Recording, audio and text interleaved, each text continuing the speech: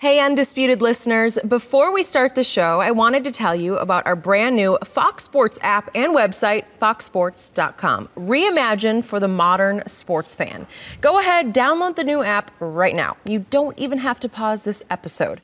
Every day on the new app and website, you'll see the top stories in sports, plus a rich world of written content, videos, social media, and analytics to give you a 360-degree view of the most important stories of the day. Streaming live TV has never been so easy or elegant. Every Fox Sports game, including all pregame and postgame shows, are just one click away. For the extra invested fan, we also go deep with real-time wagering lines, trending prop bets, win probability, and key player projections. Download the new Fox Sports app or visit www.foxsports.com now. Let's start the show.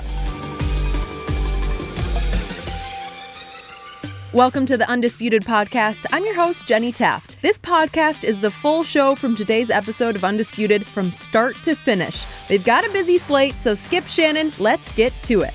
Welcome to Undisputed. We are live from LA. I'm Jenny Taft here with Skip Bayless and Shannon Sharpe. Good morning. Good morning, Jenny. Good morning. Good morning.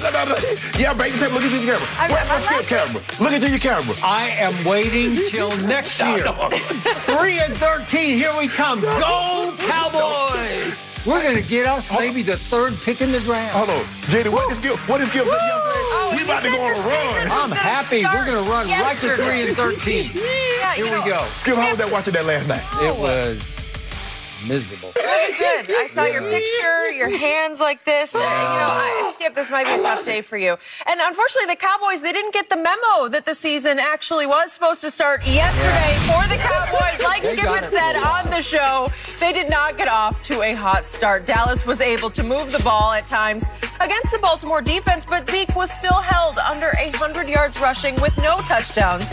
And Andy Dalton passed for just under 300 yards with 2 touchdowns and a pick. Lamar and the Ravens ran wild on the Cowboys defense, averaging nearly 8 yards a carry and racking up 294 total yards in their 34-17 victory. So, Shannon, who is most to blame for the Cowboys' loss? Yeah, Shannon. Tell us. I fought Zach Martin, Tyron Smith, Lyle Collins, because had they been there, they would have been able to tackle Lamar Jackson and that vaunted running. Oh, my bad. No, it's the defense. They've been terrible all year, Skip, and I've been trying to tell you this, Skip. No, I've been trying to tell you this. No. This team, we going places. You're not going anywhere. First of all, you're allowing over 5.2 yards a carry, which is the third worst since the merger, 168 yards a game. Skip, did you know the top 2 rushing games have come against your Cowboys? 3 of the top 6 have come against your Cowboys. There have been 2 games in which 3 players on the same team has rushed for at least 70 yards in the same game. Okay. Did you know both of those games? So who's to blame? Who's to blame? You haven't answered the question yet. We know all that. We get it. Who's to blame? Yeah. Who's out there on the field? Oh. No, last year, hold on. First of all, last year you blamed Jason Garrett. Everything that went wrong, Jason Garrett. You screamed on the table, Nate, Jason Garrett. Yep. Be done with him. You get Mike McCarthy. I was doing that since 2012. But okay, go ahead. But you said Mike McCarthy is a made man. And I sat on this very chair right here and told you, I say, Skip Bayless, you got to be careful with Mike McCarthy because he had 2 guys that won 5 MVPs and had gone to 3 Super Bowls. Yeah. So you got to be careful how you estimate him. Oh, no, he a made man. He made Aaron Rodgers. Now you get an opportunity to see just how good Aaron Rodgers is, and Aaron Rodgers made Mike McCarthy because Mike McCarthy looked like he has no idea, like he's never, ever coached before. But Aaron Rodgers hasn't been to the Super Bowl for 10 years. And Mike McCarthy ain't going to the playoffs. So let me get that, let that sink in. Okay. Skip, look, if we give Jerry Jones, look, there's enough blame to go around. This defense is terrible, Skip. We know it's terrible. And as soon as we get off this notion, America's team, if we stop listening to Skip Bayless and Pro Football Focus tell you how talented this team is, go ask the offense. No, wait a second. That's just a fact. Over the last 10 years, who's had the second most Pro Bowl players in the National Football League? Of the last 10 years, second most, Dallas Cowboys, right? What have you done? Kansas City first. What have you done? Well, that's talent. It's there, right? Skip, Even the Jets got talent. Okay. You don't get to this level without being talented. They had the second most Pro Bowlers over the last 10 years. And they did it, and they've done the exact same thing you've done. Not gone to the Super Bowl. So what have you done? Again, what you want to do, talk about this day. We got talent, we got this. All I know is this,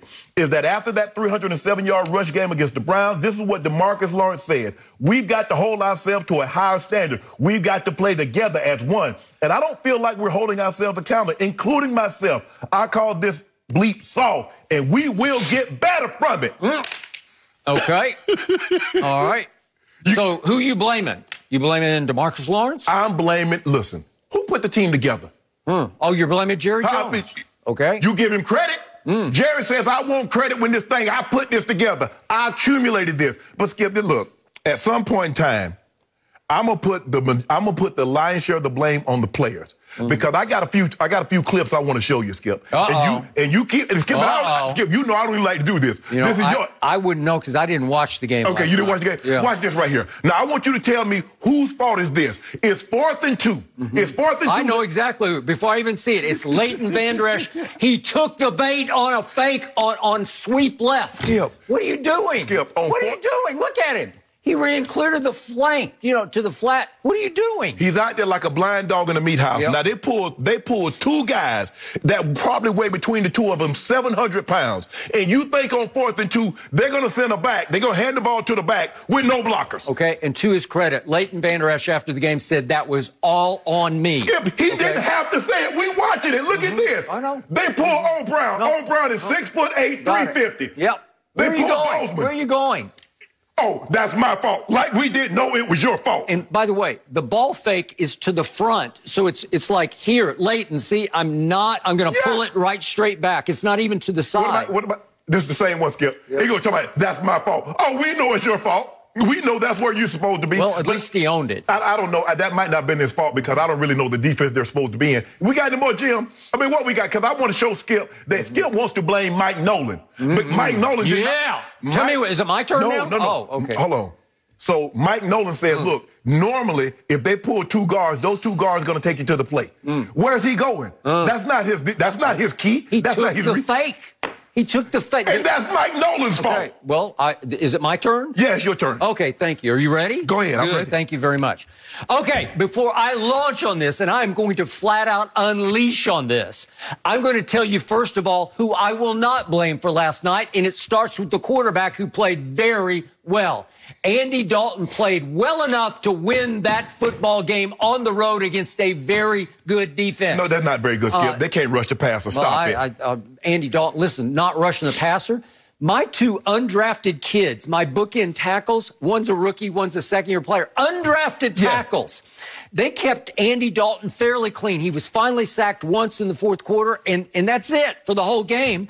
And would you believe that Dallas had 20 first downs passing? Guess how many Lamar had passing first downs? 2. 20-2. Can you believe that? Would you believe Dallas won the time of possession by 5 minutes? You know why? Because the other team just kept gashing them with runs, and they scored so fast it didn't really matter. Lamar made 2 throws the whole night. He made 1 for a touchdown, then 1 to Hollywood for a second touchdown, and they were really good throws. That's all they needed. So it was 34-17, and my team had 20 passing first downs to 2 for your team. Skip, do you like that? What if I told you my team had more rushing yards than your team had passing yards? Well, I think so. I would hope so. Why you hope so? Wild. So you think it's easier to run the football or throw the football in today's game? Against my defense? Okay, then. Okay. Would you believe that my Dallas Cowboy defense ranks 6th in the league against the pass? It's because everybody says, we don't need to throw. Exactly. How many teams come in and say, we don't need to throw to win this game? Everybody needs to throw to win. What's the whole point? What's the whole goal of every team? We got to make them throw it to beat us, right? Yes. We got to stop the run first. Yes. My team stops the pass because people don't pass against them. They just say, well, we'll just run it. It's easier. Right? Okay, it's much easier. All right, so here we go. What is run stopping mostly about? Well, let's just start with heart, guts, desire. you know, like pride, all that, what DeMarcus Lawrence said back after the Cleveland game. It's about playing a little mad. Right. It's about going out and saying, we're just not going to take this bleep anymore, right? Yeah, but they take it every week. Okay, they take it every week. That was a quit game by my defense. And I loved it that it finally ended. And if we could hear this, I think you can hear it on the audio on this tape. It's a 5-yard walk-in touchdown by Dobbins, the rookie. And you can hear Orlando Brown from the University of Oklahoma, the tackle for the Ravens. See if we can hear what he yells. As Dobbins takes it in for the touchdown. Easy money! Easy money, Orlando Brown. Orlando Brown is yelling, easy money. And you know what I thought of?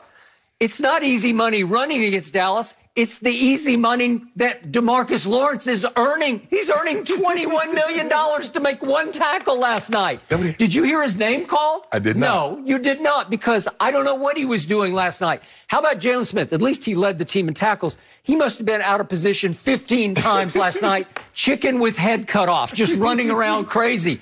He makes $11 million. So those two alone, right? If we add up the $32 million, is that not easy money that they made last night? Get out, buddy. Thank you. Thank you. Okay, now let's get to the strategy. This is why I am done with Mike Nolan. They have rejected whatever he's trying to teach, because stopping the run is all about gap integrity. Gap responsibility. You know, it's just gap control. That's it. You have an assignment. It's the old Belichick. You have to do your job, right? Do your job. And it should be very clear. You've got this gap, and you've got this gap, and here, and the two backers are supposed to fill the gaps that are open, right? I don't know where the linebackers are. I don't know what happened to my two rising stars in 2018. They were all over the field from sideline to sideline. They would not remember the game against New Orleans at Jerry World on that Thursday night, in which they just shut down and out Drew Brees and company. Come on, Yeah, and they couldn't run a lick because my two backers are just flying from sideline to sideline. I don't know what happened to either one of them. But last night, clippings happen. Maybe money happened. Maybe easy money happened. But last night, they didn't show up because nobody showed up. And I had one little ray of hope named Donovan Wilson, and you've noticed in the last 3 games, he is a thumper. He will lay the wood. And out of nowhere last night, he was listed as questionable after practice, but he did practice, so I thought, well, he's going to be okay. He was not okay. He didn't play last night. So there's no thumper in the secondary. Xavier Woods was a disaster in the secondary. I just don't know how he can keep his job. And now we're back to a guy who was recently cut by the Baltimore Ravens, Earl Thomas. I kept telling you, if I have any chance this year, they just got to close their eyes and plunge on a guy with baggage. And I get it that Baltimore dumped him after Seattle dumped him, and we know why. And it was not pretty. And the Houston Texans, they're struggling defensively, no. and they said, no, we good. They voted as a team. They just said, no, we don't want him in this. And look at them. Could they use him? Yeah, they could use him. Dallas could have used him. So all of a sudden I'm saying, my safeties are horrible. My defense just laid down and quit last night, because that's almost 300 yards after Cleveland got 307. So that's almost 2 300 games. That's 2 more of 200 plus. And that's 10 out of 12 games they've played in which the opponent went over 100 yards. Yeah. Okay, that's well over 100, not no 105, 101. They way. Well, Atlanta had 113. That was the closest to 100. But they held the Giants to 89. I don't know how. And yet, I did get a little excited when they held Pittsburgh to 46, but Pittsburgh is horrible running football. They are. You know, they're ranked 29th in rushing. That is correct. 29th in rushing. Yeah. Okay, so it was a misconception. It was misleading that they held them down to 46 yards. Correct. Okay, so now let's get back to my man, CeeDee Lamb. He has been at the precipice of the last 2 games because he dropped a huge pass late third quarter against Washington on Thanksgiving Day that hit him right in the hands in the end zone that would have tied the game going to the fourth quarter. So last night, he was in the middle of 2 big plays. And again, I still love him, and I still think he's had a terrific first year in the league. Right. But the first play happens in this final drive at the end of the half. And I don't know how. I know this is when it's insult to injury. You know, we've had so many injuries, and all of a sudden you get insulted by the referees because CD gets loose up the sideline, and he just gets flat out grabbed. It's just like, I got to grab you because you're gone. Andy Dalton makes a nice throw running crossbody to his left. He's got a little bit of athletic ability, actually. And CD gets grabbed, and he looks for the flag, and there's no flag. How do you not call that? Play football. Huh? Play football. Play football. So it's okay to go ahead and grab him if he's run past you? Okay. You know what? That gets called, I'm going to say 98. He threw the ball out of bounds. Oh, it doesn't matter. That's a grab. That's just a flat-out grab. And they don't call it. That's at least to give me a field goal to cut it to 17 or 13. 17. He might have missed it because he was 1 for 4. But I think that would have been close enough. I don't think he would have missed that one. Then here's the argument that I made on Monday about the Greg Williams play. Dumbest strategy ever. This is why maybe you shouldn't just rush 3, because on the final play of the half, Baltimore rushes only 3. No, they rushed 1. Well, whatever they did. Look at this, Skip. Okay. They got 1 guy. Look at this. They got 6 guys. They got 3 guys up near the line of scrimmage. To do what? Yeah. I don't know. I don't know what they're doing. Exactly. I have no idea. But it gave Andy Dalton time for them to get down the field. Wait and try to post up. Yes. CeeDee Lamb, and then he could just rear back and throw it as far as he could, and he's still got a pretty good arm. CeeDee Lamb has to catch that ball. He does. He made those catches in college. He made the catch of the year at Minnesota, and that's one. That's not that hard of a catch to me. Is somebody tugging on him or pulling on him? Maybe, but I don't care. If you get basically 2 hands on that football, you got to come down with it. Mm-hmm. Would that not have changed the momentum going to halftime if it's 17-all? Yep. Maybe you feel a little differently. Mm-hmm. I know it's Baltimore's ball after the second half kickoff, but still, you'd come out of halftime thinking, okay, here we go. We got a shot here. Instead, your stud rookie that I called the best receiver in the draft, and that's starting to be debatable. No, Jefferson is hands down, clearly. Well, it's not hands down. See, hands down. CeeDee Lamb is really good. Skip, you do realize Jefferson has more receiving yards at this point than Randy Moss. Okay, I thought you said it was Jerry Jeudy. No, Skip, I'm saying right now. Okay, all right. But the point is, my man CD shortchanged me on that one, just as he did at the end of the third quarter against Washington. Okay. Those are plays that a stud rookie, a guy that you stole with the 17th overall pick, if you make those 2 plays, we might be having different conversations, and he just left me low and dry. So here's the point. Baltimore comes into that game and runs the ball down our throats. Mm-hmm. And I want to remind everybody, they had lost Ronnie Stanley. He's a first-team All-Pro left tackle, right? Yes. And that kid Phillips that they drafted, their 3rd-round pick, he was a starter at guard, and he's on IR. Right. So you're down 2 stud linemen. We're down 4. And they lost their equivalent of Zach Martin, Marshall Yonda, retired, who's been a many times All-Pro. He's been a flat-out rock in the middle of that. Yeah. Okay, and obviously they did not have Mark Andrews last night on offense. And Bowles. And that's correct. He's their blocking at the best. Okay. And they didn't, for what it's worth, they didn't have Des Bryant, who would have been kind of an emotional touchstone for them last night that they all would have fed off of. And I told you they'd try to get him 4 or 5 balls and see how that goes. And we're going to talk about him in a few minutes. What happened? He tested positive for COVID, obviously, just before the game. So they had lots going on against them. And now I'm looking at a defense that is allowing 168 yards a game, which is by far the worst in the league because the Texans are next at 151 yards. Right. So you mean rushing? Rushing. Yeah, I'm talking about rush yards against, okay? Yes. And now my overall defense is allowing 33 points a game. That is dead last. Dead last. Dead last in the National Football League. And I keep asking you, how can Mike Nolan keep his job after that? Because I'm sorry, you can't. You last in points allowed, rush yards allowed, yards per carry allowed. So 3 of the defensive categories. But, Skip, at the end of the day, Skip, like you said, it's about fit. It's about your responsibility. Do we got that play with Sean Lee and Fluker? Do we got a couple of those plays? Because I think we need to show the people at home what's going on. Now, I'm sure Mike Nolan's not teaching this. Look at Sean Lee. Well, I mean, what's Mike Nolan supposed to do to that? You can't be on your back, Skip. Look at this. Look at the power. Look at this. They are getting blown off the ball every time, blown off the ball. I mean, Gus Edwards and Hill, they were getting the ball, Skip, and they weren't getting touched for 4 or 5 yards. Yeah. Come on. Where's the coverage and the pass to Boykin? Skip, Boykin was so wide open, I could have threw that one. But I had my backup safety, Darian Thompson. I don't know what he was doing. It looked like he was supposed to. Everybody else was in man, and Darian Thompson, number 23, tell me where he goes. He goes nowhere. He just stands like he's playing zone. He's doing like everybody else, false reads. Okay. Normally, Skip, here's the thing.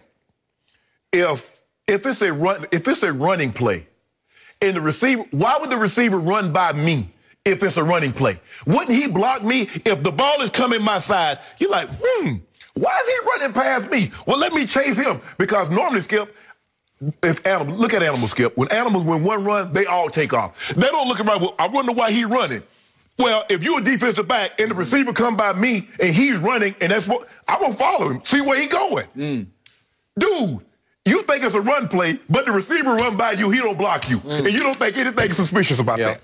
The only animals who don't run in a pack are the buffalo. That's why they're almost extinct. No. Oh, I'm talking, Skip, here's the thing, though. If one starts running, the others don't look around like, well, I wonder why he running. Something chasing. I got it. So, in the end, if I look at any positive, ain't no positive. I thought Zeke looked a little sleeker and a little quicker last night. And yet, mid-third quarter, they're starting to move the ball again, and here we go again. And I'm like, where is Zeke? Because Pollard's in the game. And Zeke was on the sideline because he had one of these.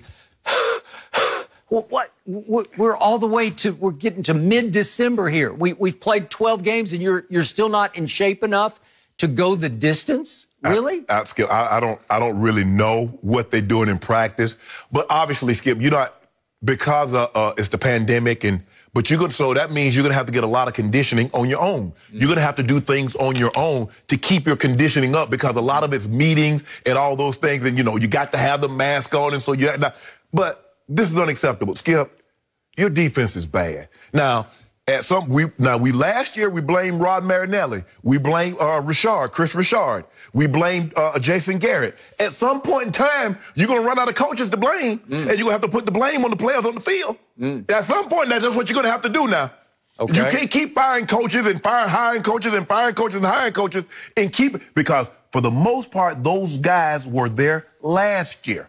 Awuzie and Wolf Hunter and Jalen Smith and D-Law, and those guys were there last year. And we said it was Chris Richard, and we said it was Rod Marinelli. Now, I get this defense was basically constructed to be a 43, which is a 4-down lineman. And now he's got it playing a 34 Skip, and you have D-Law standing up. Now, Alden Smith can play that because that's what he played when he was in San Francisco. Yeah, he's suited for that. Much of a revelation as he's been. I don't even remember him making a single play last night. He got out of position a couple of times. Skip, the thing is, when you're playing a guy like Lamar or you're playing a guy like Kyler Murray, Skip, you must honor your responsibility, because if you let them get to the edge, they're gone, Skip.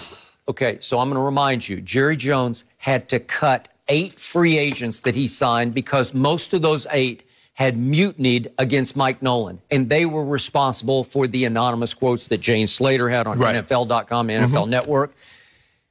And so Jerry said, okay, at midseason, that's enough. I'm going to cut bait with every last one of them. And I thought they had really improved on defense just on experience, just on bringing in some guys who had played before and knew how to play. No. They all rejected Mike Nolan's teaching, his new strategy, his new direction on defense. And now, last night, it looked like they had all rejected it. Skip, you gave up 100 yards on 7 carries. Skip, that's college. You don't do that in the NFL. 7 carries, dude has 101. Lamar had 94. Okay. Dobbins had 71. The only defense of that is you realize the Ravens are now #1 in rushing in the NFL. Yeah. And Cleveland has led in rushing most of the year. Yeah. So those are the 2 worst games. The 3rd worst game was against Arizona at home, 2-1. They're 4th in rushing. Yeah. So at least you're giving up these crazy yards to the best rushing teams. Skip, if I go into a game and I know what you do really well, what am I trying to take away? I'm going to make, what does everybody else do? Make Lamar Jackson throw the football. That's how they got those 5 losses on their resume, because they forced him to throw the football. Well, if you let them run wild, you can't beat them.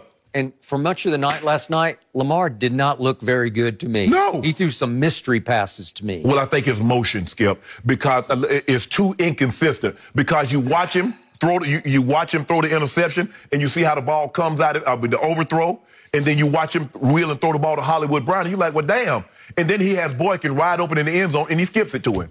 His motion is too inconsistent. If he corrects that, I believe you'll see his completion percentage go up, and you'll see a better player. Easy money. That's what we have become. Easy money. You say, how many players you say Jerry cut at midseason? 8. He might need to cut 8 more. Oh. He might need to cut 8 more. You can't cut the guy making $21 million. Why not? Well, can you cut Carson Wentz? Whoa, there you go. Oh, We is ain't that talking where about we're Carson gonna go? Wentz. Is that We are about to. No mercy. What's up, Undisputed listeners? It's your boy, Shay Sharpe. I wanted to tell you about my new podcast, Club Shay Shay, where we always do something before 2 something. Each week, I sit down with a guest for a drink and conversation, and as host and proprietor of Club Shay Shay, I've welcomed in esteemed guests such as Snoop Dogg, Floyd Money Mayweather, LeVar Ball, Isaiah Thomas, just to mention a few. Whether I'm talking to an athlete, a musician, an actor, or a lifelong friend, Club Shay Shay is a place where people share inspiring and motivational stories about their journeys to prominence. The new episode drops every Monday on Apple Podcasts, Spotify, or wherever you get your podcasts. Subscribe to Club Shay Shay now and make sure you never miss a new episode. Now back to Undisputed. No mercy. Well, it's official. Jalen Hurts will get the start for the Eagles in place of Carson Wentz on Sunday. When asked why he made the decision ahead of the Saints game, Doug Pederson said, quote, "Same reason I made the switch in the game. We need a spark. It's not about one guy here. We all know we need to be better." So, Shannon, is this the right move or wrong move? Skip, you know what I love it when coaches say that. It's not just one player. But that's the only position that you change. You didn't change the offensive lineman. You didn't change the wide receivers. You didn't change anything on the defense. You changed that one position, but you said, yet it's bigger than one player. Skip, right move, wrong move, I believe it's the only move. And because I think they've lost confidence in Carson Wentz, I believe Wentz has lost confidence in himself. And you saw after the game, Aaron Rodgers talking to him. And Aaron wouldn't divulge what they talked about. He said, if Carson wants to talk about that, I'll allow him to tell you what we discussed on the field. Aaron did say he's a fan of Wentz. Right. Yep. Skip, I believe he's lost confidence, and, this is a move that you probably had to make. But let me tell you about this moving forward. When you bench a guy this late in his career, one or two things are going to have to happen. Either the coach is going to have to leave or you're going to have to move him. I don't believe you can come, Skip, I believe this is for the rest of the season because it does you no good to bench him for 2 games and then bring him back for 2 games. Mm-hmm. I believe in order for you to move forward and get the best of both, somebody needs to go. Either you trade Wentz, or you cut him and eat $60 million, or you move Doug Pederson. Mm-hmm. But I don't believe they can coexist together, Skip. I don't believe moving forward they can coexist together. But this was a move, like you said, they need a spark.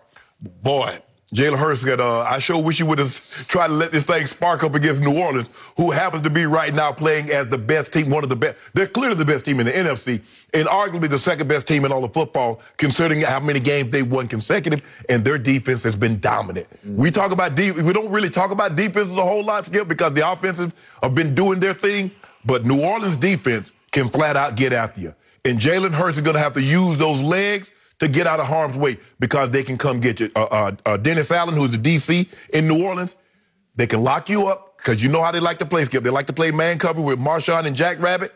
They got Malcolm Jenkins can play man on your tight end, and they can come get you with that front 4. So good luck. But, Skip, I believe this was probably the only move that they can make given where they are right now. And basically because remember, Skip, a couple of weeks ago, they asked Doug Pederson, was he going to make the move? He said no, because it would send the wrong message. Well, you just sent a clear message to your football team. Mm-hmm. You just sent even a clearer message to Carson Wentz. You're the problem. Mm-hmm. And we need to go in a different direction. And you do agree he is the problem?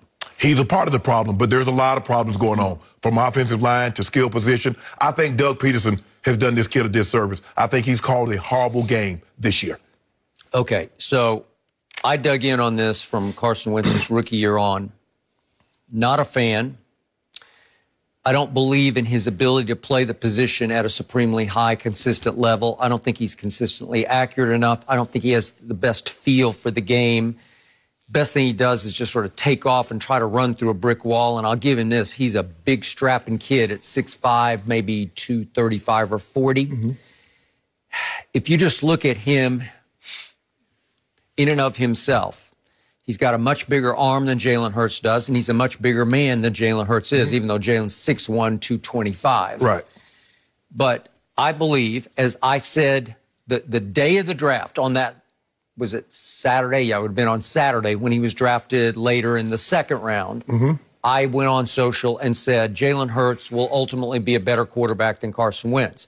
And the only reason I would be afraid of the Eagles would be if Jalen Hurts seizes control of this job going forward. And then I'm going to have really mixed emotions because I'm a big Jalen Hurts fan. Every time Jalen plays Dallas, and they got one game coming up in a couple of weeks, obviously, it's going to be hard for me not to root for Jalen Hurts because I just love his football character. I love his dedication. I love that he's a coach's kid. I love his natural-born leadership that he just oozes, as he did at Alabama and Oklahoma, and he will quickly take over this locker room and huddle. So I think it's absolutely the right move, but I now offer Jalen Hurts congratulations and condolences because I ask you, has any rookie who didn't start from game one, any rookie who gets thrown in later in the year, had a higher degree of difficulty for a first start than this one? No. This team is playing at an absurdly high level on defense right now. Over the last 4 weeks, they're tied for first in sacks in the NFL. They lead the NFL in yards allowed. So you can make a case it's the best defense, or at least it's playing the best right now in the NFL. They have just terrorized Matt Ryan twice in a few weeks, and you know what they did to Tom Brady on that Sunday night at Tampa Bay, right? So we know what they're capable of. So my first thought yesterday was, you know, being cynical, you know, sort of second guesser that I would be, I started thinking, well, gee, is this like Tebow-esque sabotage? Is somebody upstairs saying, let's just throw him to the wolves and get this over with? He's our backup. I don't know where the allegiances lie about who wanted Jalen Hurts. Yeah. Was it just Howie Roseman, or was Dougie P in on it? Did he second the emotion of did he love Jalen Hurts? Because it feels like it's the wrong place, wrong time to get him off on the right foot, right? Isn't this a recipe for disaster? It is, and you're asking an awful lot to put a young man, the 13th game of the season, and you got to go up against that on the road. No, I think it's at home. Is it home? I'm pretty sure it's at Philly. But you might be right. Yeah, I think it's Philly. Yeah, Skip, that's a tall task. It's a tall task, and you keep saying all year, well, they lost Deshaun, and you can go down the list of how banged up they've been at receiver, right? Yes. Alshon's back, but he seems like a shell of himself, right? Zach Ertz is back, but he wasn't involved. And I don't know if his heart's in it. Right, because he wanted that contract extension. And Zach Ertz is a huge Carson Wentz backer because they've had a special connection. Correct. Right? Correct. Yes. Okay, so Jalen gets thrown into that, and it reminded me a little bit, remember the Tebow, when Elway and Fox, obviously they inherited Tim Tebow. Right. They didn't draft him. Right. Josh McDaniels drafted him the year before. So they said after 1-4 start with Kyle Orton, they said, okay, we're going to Miami. Let's just get this over with. Let's throw him to the Wolves in Miami, and you know the rest of the story. They somehow survived and won in overtime at Miami, and here they went. Right. Right? Okay, so can he survive here? I think he'll survive. I don't expect him to play great against, because nobody plays great. Right. If Brady and Matt Ryan, a former MVP, can't play great against his team, nobody can. Well, I think you have to treat him differently, Skip, because of his legs. So you always worry about guys that can run. I'm not so much. If anything, I'm going to make him throw the football. I don't believe he can. If I'm Dennis Allen, I do not believe Jalen Hurts can beat me from the pocket throwing the football. Where he can hurt me is getting out on the edges and scrambling. And that's the mistake I think a lot of times you made. If you look at Miami, Skip, the mistake that they made is they kept letting Tebow get outside. And he kept picking up first down at the first down. And then next thing you know, he makes a play at the end of the game throwing it to beat you. He did. So that's what you got to be careful of. I'm going to make Jalen Hurts. You believe he can play quarterback in this league? Well, okay, I'm going to make you make him beat me from the pocket. Okay. I do think they will play better for Jalen Hurts than they have played for Carson Wentz, because the one thing I do agree with you on, the team has lost confidence in Carson. And to your point, Carson has to have lost most of his faith in himself because he's bringing up the rear in just about every meaningful category. He's leading in interceptions, sacks, fumbles. You got to think about this, Skip. In 12 games, and he's been sacked 50 times, and he played a quarter and a half, with 2 and a half quarters last game, and he's been sacked 50 times. If you project that out, you're getting, Skip, you're talking about 62, 65, somewhere between 62 and 65 sacks. Yep. That erects up. Remember, Derek Carr got David Carr. They sacked him, I think, 70-plus times his rookie year. He was never the same. You're asking, that's like a running back. You let him carry the ball 400 times. That's a point of no return. You start letting quarterbacks get hit 50 and 60 times, you're going to a point of no return. But, Skip, when you do this, I don't see benching a quarterback that's been in the league that long, that you're paying that kind of money to. You bench him that late in the season, how you can come back to him as that coach. Okay, remember, he makes $35 million a year. Yes. And if you cut him after this year, he would count $60 million dead money against the cap. Yes. What? But you still, but think about it. You still owe him like 29 next year guaranteed. I don't know, and if I was somebody would take that off your hands. No, I'm good. I'm good. I don't want this kind of problem. Okay. Skip, sometimes you say, man, I would really like to get me a nice car, but it's the upkeep. I would really like to have Carson Wentz, but it's the upkeep of that contract that would deter me from doing it. Because, Skip, they probably still got another $85, $100 million. Still do it? No, I'm good. So even Shannon Sharpe is about to be out on Carson Wentz. I would be in on Carson Wentz if he gets another head coach. I'm done with him. Skip, this is right now, they're just waiting for the kids to get out of school so they can go their separate ways. I think Mr. Lurie is waiting for this season to be over, and he's going to split this couple up. That's what I believe. And who will go? If it's me, Dougie P goes. Okay. And so you would go back to Carson I would go back to Carson Wentz. I would go back to Carson Wentz. Okay. Yes. I believe Jalen Hurts will make that impossible. It may not be just this Sunday, but they have 3 more games after that. And I'm going to remind you, even though you discounted his performance when he literally got thrown in cold up at Lambeau Field this past Sunday, Pro Football Focus, your favorite website, says that of the 33 quarterback performances this season, Hurts, this past Sunday, was of the rookie performances. Yeah, rookie quarterback performances. His ranked 4th highest graded by them. So I thought it was pretty good. Nobody's going to believe that. If you watch Justin Herbert, who had thrown 2 touchdowns in every game except this last game, and Joe Burrow, who has had 2 400-yard games early and a couple of 300-yard games, and you watch 2 of what he did in last week and what he did in no way, no how did Jalen Hurts has had a game better other than the last game. Now, Justin Herbert, notwithstanding 45-0, he was horrible. But, Skip, if you look at the games that he's played up until then, it's not even close. If you look at Joe Burrow, what he was doing, it's not even close. You look at Tua last week, what he did, it wasn't even close. I thought Tua was average. Almost 300. Almost 300. Yeah, it was average. Don't do that, Skip. Well, Pro Football Focus said it. I don't know. I'm going to take this to the bank. So we'll see. I think he can at least survive against New Orleans, but I do not wish this upon anybody. Surviving is not thriving. No. Well, who thrives against this defense? Well, hey, somebody has. Yeah. Well, I don't want you coming in here on Monday saying, see, I told you so. No, I told you so. This is hard. No, don't do that. So what you want? Oh, you ain't said nothing with his hard. But that offensive skill, if that offensive line was from 2017, and Carson Wentz was struggling like this. If Alshon looked like he looked in 2017, if D-Jack was healthy, looked like he looked in 2017, and Ertz, Skip, and Wentz was playing like this, I was like, Skip, they need to move on. But with that offensive line and with those skill positions, it'd be hard-pressed for me to say Aaron Rodgers and Patrick Mahomes, as great as they are, could do anything with that. Remember, in 2018, at New Orleans in a playoff game, old Nicky Foles, man, the Magic Man, he had New Orleans on the ropes until the ball went right through Alshon's hands, got intercepted. Remember that? Okay. So that's how good they were with the backup quarterback. Okay. That's all you need to know. But I'm just trying to figure out why that backup quarterback can't do that anywhere else except Philly.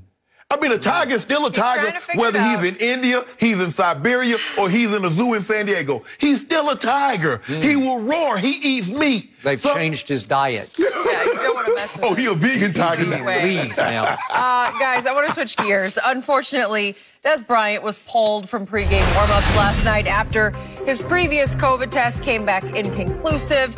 And then his rapid test showed up as a positive. Dez sent a series of tweets last night, and among the most notable, he tweeted, "This was more than just another game for me. It wasn't about revenge. I didn't need a catch. I wanted to make a point." So obviously, this is a frustrating situation. Dez really did want to play. So Shannon, what do you make of Dez's night? I mean, okay, Skip, they gave him a test. It came back inconclusive. I think they gave him 2 of those. Came back inconclusive. They said, bruh, we need to test you again. Yep. They tested him again. It came back positive. They had to pull him out of the... He went out for early warm-up. Yes. Not the later one, but the early. Yeah. So I'm confused is what... Skip, and we knew that the NFL was going to play this season. That we're not going to be in a bubble. And they said, look, you're going to have to bear with us because there's a lot of things that we're going to have to figure this thing out as we go along. The players and the Players Association said, okay, we trust you. You give us the best medical advice. We get false positive. We're going to retest again, and whatever comes of that, okay, we'll live with it. Dez, I get it's frustrating. It's the Cowboys over there. And you said you didn't need a catch, but it was more than a game. Well, how were you going to impact it if you didn't catch the ball? I get it, Dez. Dez has been away from the game for 2 years, Skip. It seems like an eternity, and he didn't know if he was ever going to get this opportunity again. So it's frustrating that he finally got called up to the big, it's like you're playing JV and then you get called up to the varsity and you're playing now. You're like, hey, man, I'm getting a few snaps on the varsity. You're feeling good. But I don't really know what Dez wants the NFL to do. Did they want him to, bro, I'm already this far. Just let him go out there with a positive? No. They can't. So, Dez, look, I understand your frustration, but don't let a momentary of disappointment lead to something long-term where you says, I'm done with this. Go through the process. You got 2, if you're positive, I think you got to miss at least 10 days. You got to miss 2 games. I think this is a game. You probably miss next week's game, and you'll be okay. You'll be okay, Dez, but I don't really know what Dez wants the NFL to do in this situation. I think the NFL did the only thing that they could do. Yeah, I agree. So the first thing I'd like to say is I think the National Football League has done a phenomenal job of getting this season this far along with no bubble to protect, like the NBA. They thank you. And they've moved games. It's not like college. I mean, college is canceling games left and right. Left and right. They postponed them, but none have been canceled thus far. So I'm pretty sure no team has had such a flurry of positives as the Ravens, because they've had 24 positives since November 23rd. That's an outbreak, right? Yes. And just as they seem to be coming completely out of the outbreak, as they were getting most of their players, if not all, the positive tests back for this game last night, this happened. Right.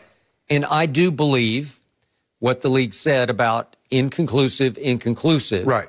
And now you're getting up to game time, and you call him in for what they call a rapid test and get an immediate result, and you're positive. Right. Okay, so it's a fair question to ask. Was there contact tracing? Was there any hint of, gee, we could be in trouble here because he had crossed paths with so-and-so or something? Well, yeah, and he had to have crossed paths, Skip. He wasn't out there playing catch by himself. He was out there, and it was reported he was not wearing a mask out there, and that he was sort of fraternizing with a couple of the Cowboys. I don't know how close they got to each other. Yeah, because normally, Skip, you play. I remember when I played, hey, I went into the Broncos locker room and talked to the athletic trainers and talked to a few of the players. When I went back and I came back and I went back and I've talked to the Ravens players. So it's hard for me to believe he had no contact. In early warm-ups, would you have ever fraternized with somebody you knew? Would you wave to somebody? I didn't go outside. I was very superstitious. I would just go to the locker room, things like that. And then before the game, you know somebody, you're like, hey, man, good luck. Hey, I'll talk to you after the game. Okay. But more times than not, if you played with that team or you know somebody, Skip, you would probably go, like I said, you get there early, you go in the locker room and you talk to the equipment guys, and if some of the coaches over, you talk to them earlier. But it's like I said, it's hard for me to see a scenario in which he did not come into contact with anyone. Okay, got it. So I'm going to knock on this wood over here that neither team has another little or big outbreak from this incident last night with Dez. Now I'm back to Dez himself. He is very entertaining on social media. to his detriment to me. Right.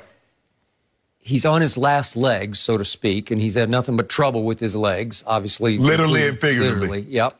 He's 32 years of age. I'm just not sure anybody else is going to give him another shot. No. And he immediately, as they say, takes to Twitter. And here he goes. And he's going in on the NFL and on the Ravens and blah, blah, blah. And then it's just going, I'm quitting. This is the end. Another social media victim to me, because no GM or owner is going to love that he immediately goes preaching to his choir about, oh, woe am I. Well, I was sorry for him. I'm sure you were sorry for him. But Skip, let me ask you a question. The people that he was seeking validation from, what can they do? Nothing. They don't own a team. No.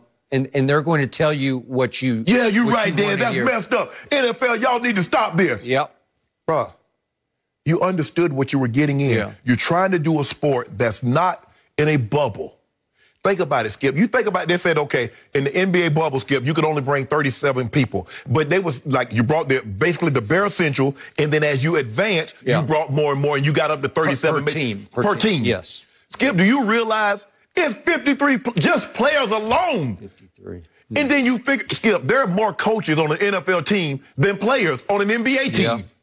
So how in the hell you gonna bubble-rize, Skip, 32 teams and about 80 players?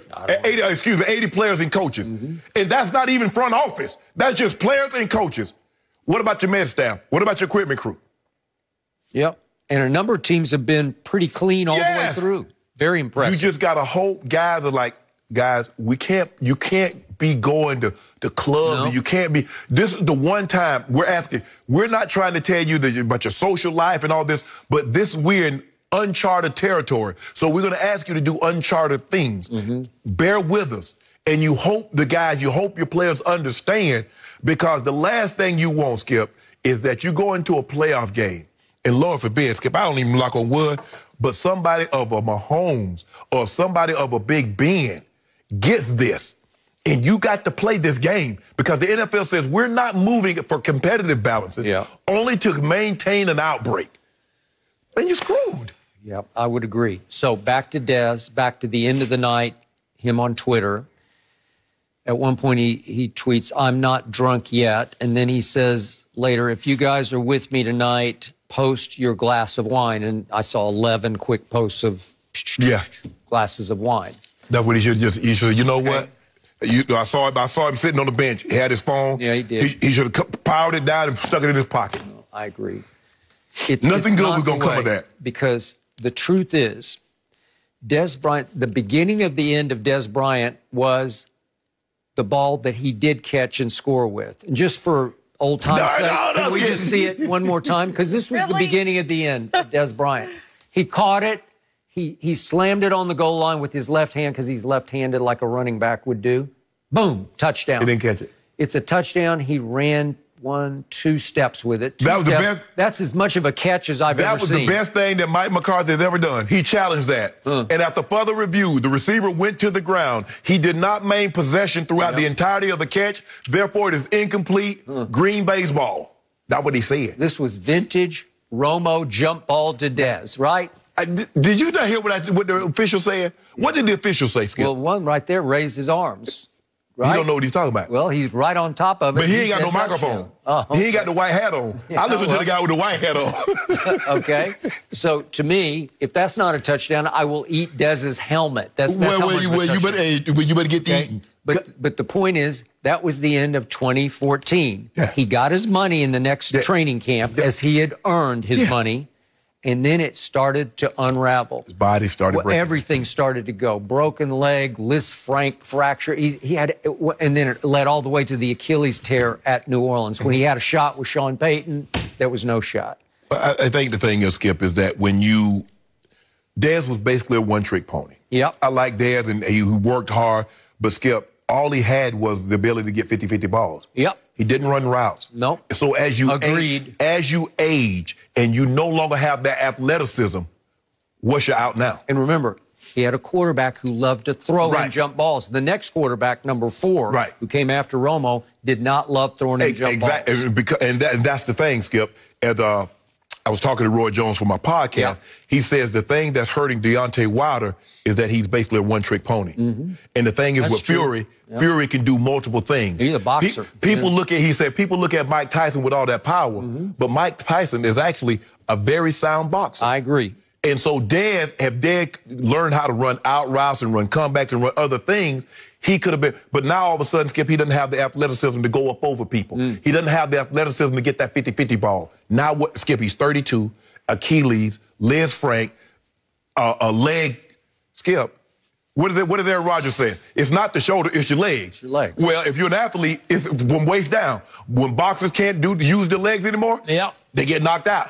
When pitchers can't drive up that mound, they gone. So as entertaining as Dez can be on social media, I'm afraid that might be all he's got left at this point. No, not. In a situation like that, I understand he's frustrated, Skip. Sure. Because I mean, I just want to get at the Cowboys. And even if I don't catch a pass, as long as we win, I get the gloat. Well, you still get the gloat, but he wasn't. But I just think Dez handled that situation wrong. Yep.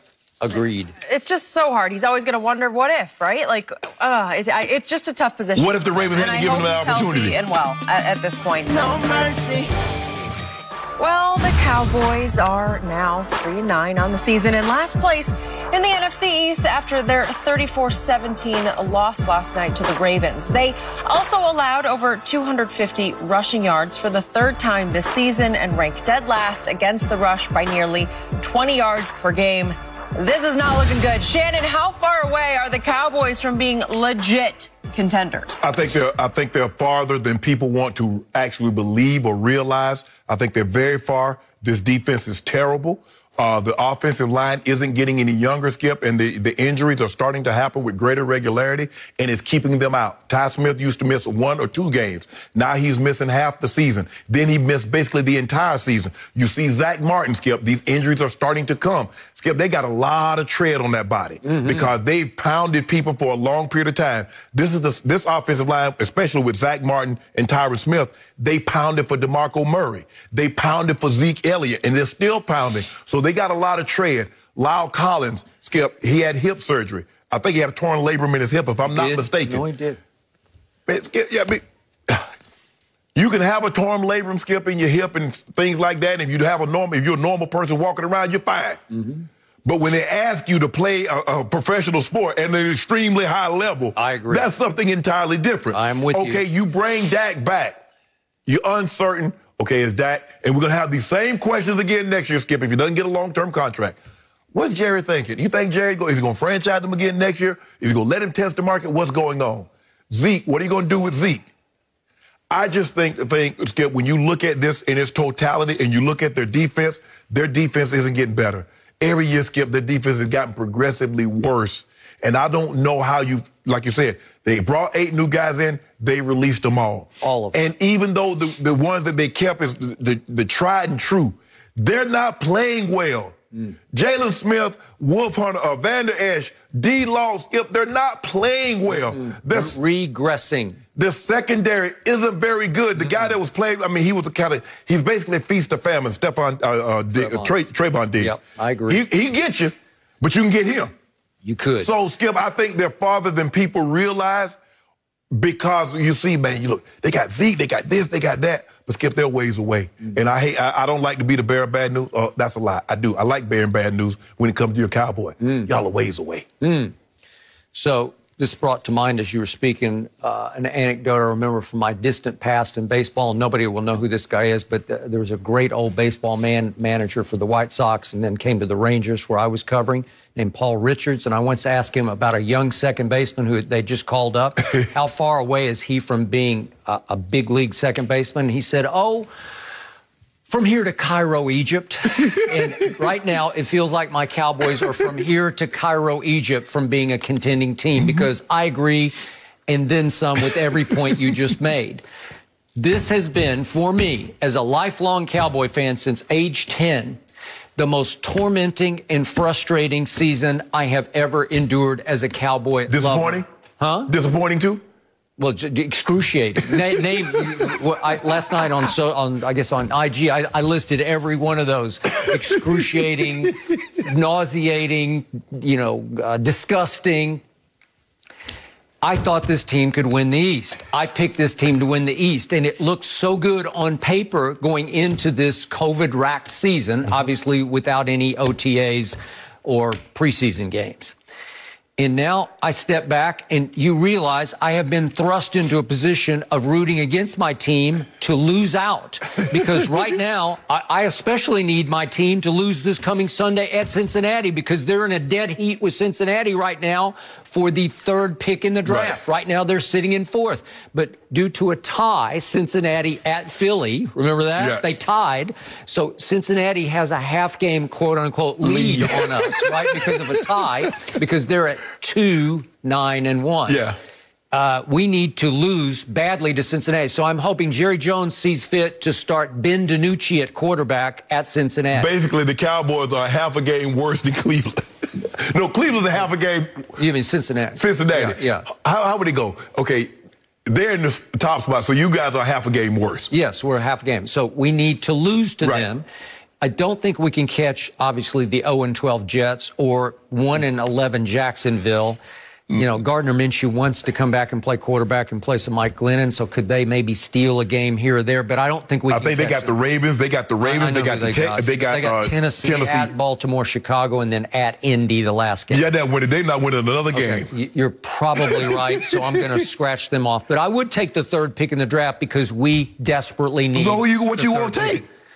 Obviously, the big lineman out of Oregon? You could do that, or the defense has 20 things, 20 spots, and only 11 start, but it feels like they need 20 new players on defense because I just don't see any signs of life. I don't either, Skip. Seriously, Donovan Wilson was I saw flashes from him as a thumper, and I saw hit and miss flashes from Trevon Diggs, and then he got hurt. Yeah. Can he be a Pro Bowl corner? I don't know. I believe he can. Maybe. He's got that kind of ability because his big brother's got ability. Obviously, Stephon for Buffalo right now. But to your point about the offensive line, I'm looking at Ty Smith is 30 years of age. Well, it feels like he's 40. It does. Right? Okay, and Zach Martin is 30, and it feels like he's 35.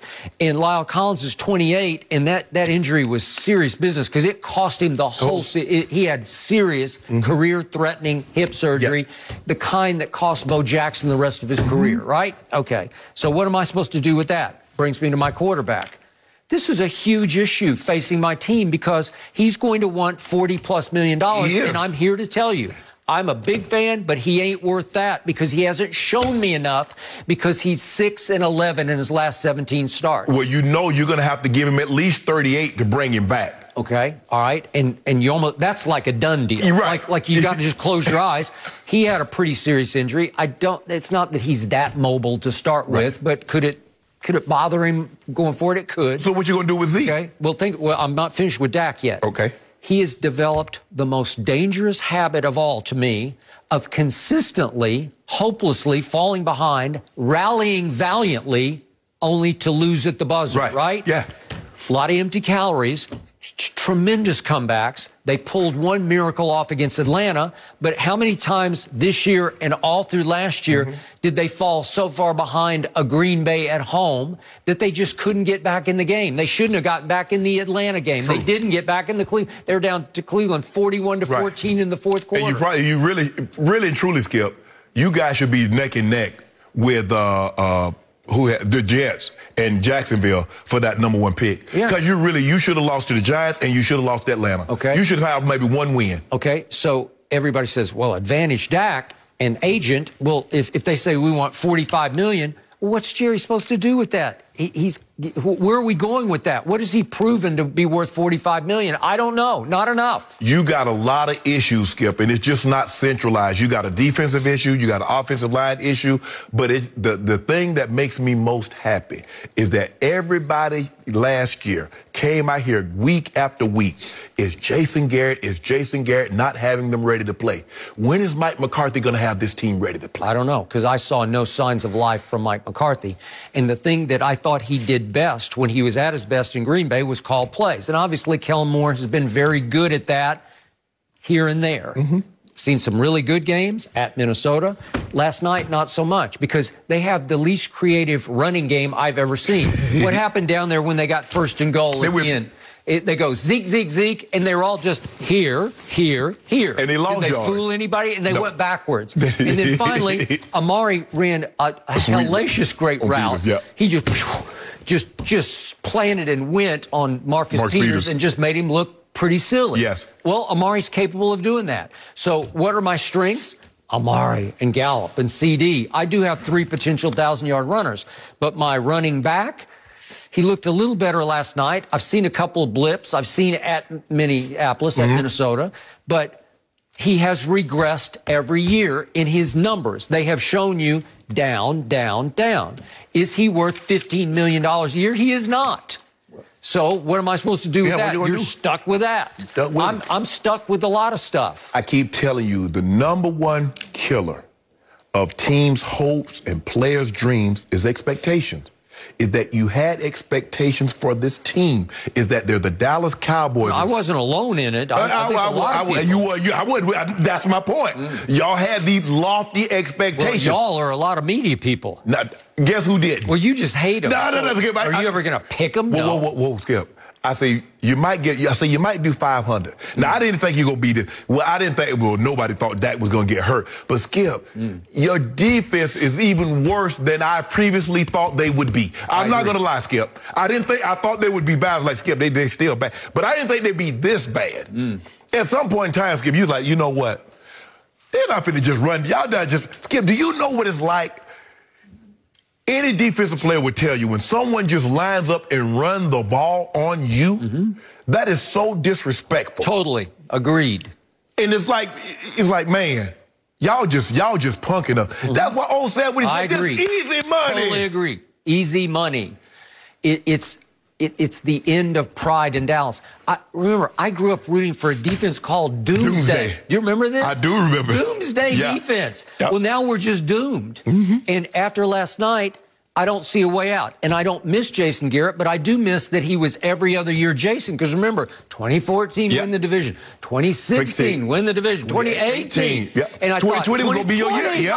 But now it's Mike. It's the 2 Mikes. Drop the mic on both of them. And I told you, Mike Nolan is an all-time disaster as a defensive coordinator. And it was a crony hire by Mike McCarthy. You know it and I know it because once upon a time, Mike Nolan, as the head coach of the 49ers, gave Mike McCarthy his first coordinator job, right? I owe you, and now you don't owe this guy anything. I'm sorry. I respect where he's from. I knew his father very well. This is a disaster. You have to cut bait and go in a new direction. Skip, you remember y'all used to have a defensive line. Y'all had John Dutton and Harvey Martin and Randy White and Too Tall. Y'all used to be good. You remember those days? Oh, do I? Oh, my God. I mean, how about Bob Lilly? You Mr. Cowboy. Mr. Cowboy, okay. That's what I used to have, and they called it Doomsday. Y'all just doomed now. No day, just doomed. No mercy. Brett Favre had high praise for his former understudy, Aaron Rodgers. After Rodgers became the 7th player to pass for over 400 career touchdowns, Favre said, quote, aside from the Super Bowls, he may be the greatest player ever. Shannon, does he have a point? Skip, you know, I try to keep the quarterbacks out of the players because they're the least athletic of the position. And I look at quarterbacks really with the exception of maybe a handful, the only position they could have ever played. I can't see Tom Brady play any other position than quarterback. Peyton Manning ain't playing any other position but quarterback. Now maybe some could have played maybe a wide receiver or something else. But I do agree with Brett. And he says, if you just look at titles, if you say titles is the end-all, be-all, well, it's slam dunk. It's Brady, and then there's no one else in the conversation. But if you look at totality, if you look at other things, and it's funny, it all depends on who's making the argument and who are you making the argument for. Because if you say Brady, it's all about titles, and that's it. Nothing else matters, titles. When you make it about Jordan, where you say, well, Bill Russell has more, Kareem has just as many, it's other things. So let's just stay with this. I look at Rodgers and Skip, for me, it's an eye test. And I think Tom Brady is unbelievable. I'm not going to deny that and say, well, he's not great, he's not transcendent, because he is. But to my eyes, Aaron Rodgers is a better quarterback. And I believe if I could have put Aaron Rodgers in that situation that Tom Brady had for 20 years in New England, Aaron Rodgers would have just as many, if not more, Super Bowls than Tom Brady. Now, we'll never know. It was, and I don't know if we'll ever see this situation again. I don't think Andy is going to stick around in Kansas City another 16 years to be with my homeboy for 20 seasons like that, Skip. But when you look at Rodgers and his numbers, Rodgers has 400 touchdowns and 88 interceptions. At the time that Tom Brady hit 400 touchdowns, Rodgers has 55 fewer interceptions. He had 108. You know, we know Breeze don't turn the ball over. No. He has 108 fewer interceptions than Drew, 110 fewer than Manning, and 170 fewer than Favre. If you look at what he can do with the football, his ability to throw, to change arm angles, slots, the ability to throw the ball, rolling left, rolling right, wrong foot, the flick of the wrist. For my eyes, Skip, I believe that Aaron Rodgers is a better quarterback. But if you're just looking at titles, if that's the only barometer that you're going to use to say who's the better of the two, well, it's Tom Brady. But my eyes tell me that Aaron Rodgers is the better of the two. Okay, every time I hear this idea pushed by somebody, I don't know whether to laugh or scream, because obviously I'm a Brady fan, but I don't know why everybody isn't a fan of a guy who won 6 rings with 6 game-winning drives in the fourth quarter or overtime of Super Bowls. That's impossibly great. Brady doesn't get nearly enough credit for that. Yeah, he does. I don't think he does. No, I think they're mostly naysayers and haters when it comes to Tom Brady, because they just don't like how he carries himself, how he acts. He doesn't fit the part. Well, I guess Brett Rodgers is way cooler than Tom Brady. I guess Brett can't be jealous because Brett played 20 seasons, right? Okay, so this is what Brett Favre said of Aaron Rodgers. I think he, aside from the number of Super Bowls, he may be the greatest player ever. And when I read that, I thought of the old cliche about, other than that, Mrs. Lincoln, how was the play? Right? Yeah. Okay, so we're cutting out all the, other than the Super Bowl, what else is there? Right. Is it not the pinnacle of achievement in your sport? Is it not the biggest game? So that's the end-all, be-all. So then why doesn't Kareem have a say for the most? Okay, but we're talking about the National Football League Super Bowls, where the quarterback is by far the most important position. Right. And I agree with you. Peyton or Tom, you can name a lot of them. But heck, Aaron, for that matter. Could he have played any other position? No. But the flip of that question is, could anybody else who played any other position have done what they accomplished? No. Okay. I'm not saying that. But I believe, like Skip, I believe that other players probably could have played the quarterback position. Obviously, they're not winning Super Bowls. I don't think. But I do believe. Do you believe that Peyton could have been a serviceable tight end or a serviceable receiver? Absolutely not. Tom Brady could have been a serviceable. No. And it is rare that even any quarterback could have crossed over and been great in another sport. Who am I forgetting? Maybe baseball. Elway played baseball. Elway did play baseball. I'll give you that. Well, and for that matter. Okay, and Tom Brady was a draft pick. He's a late-round draft pick as a catcher out of high school. Okay, just for the record. Because most of the time, Skip, quarterbacks, that's all they've ever played. Okay. It's hard for me to see a position that Tom Brady played other than quarterback since he started playing football. Yep. Peyton is the same. You know, John said he was a running back until he got to the 9th grade, and he wanted to go out for running back, and his dad parked the car and said, no, you're going to be a quarterback. Okay, but his dad was a football coach. Was a football coach, correct. Yeah. Okay, all you need to know about what Brett Favre said yesterday on his radio show is what Aaron said when referring to Brett the other day in a media session in Green Bay. He called him Farvey. Farvey said something. Yeah. Farvey? These guys used to be at each other's throats because they were competing for the same job. Right. And it got ugly between them, and now they are besties. They are. Well, I don't think it came full circle to I need you and you need me, sort of, you know, it's good for business, right? I don't know if Joe and Steve are besties. Yeah. But Joe and Steve had the same type of relationship. Joe was not helping. I'm not sure where they are now. I don't know either, but I know where they were. Yeah. Okay, but one's not still playing, and the other one doesn't have a radio show on Sirius XM, right? True. Okay, all right. But we just go to the show, Skip. I mean, this is competitive. Now, you want what I have. The dude trying to get my job. You do realize that. So why am I helping you? It's kind of like in the job world, Skip, like, okay, we're going to replace you, but we want you to train your replacement. I wish I might. Okay. So here's a fact that talk about a bounce back year that Aaron Rodgers has had. No quarterback this year has had a bigger leap in QBR than Aaron Rodgers. Yeah. He finished last year at 54, which was 18th in the NFL. Better than you-know-who, the guy we talking about. Okay, but we're not talking about him. We're talking about him. Oh. We're talking about Aaron Rodgers was 54, which scale 0 to 100 is barely above average. This year, he's up to 85, which is just a tick below Mahomes at 86 for the top spot. All right. Okay, so they're competing for MVP. That's what you call a bounce-back year. And again, Pro Football Focus, your favorite website, who is completely down on him just because they're just reacting to what their eye test tells them and their numbers tell them. So down on him, they didn't even put him in their top 50 Let players. that sink in for a second. Well, I got it through for 4,000 yards, 26 touchdowns, and 4 picks, who had better numbers than you-know-who, but that was in the top 50. Okay. Has he had a bounce-back season? How did his year end last year in Green Bay? They did get to the NFC Championship game, and in it he had a QBR of 23, and he turned it over twice throwing the football, and he lost 3 fumbles. And guess what?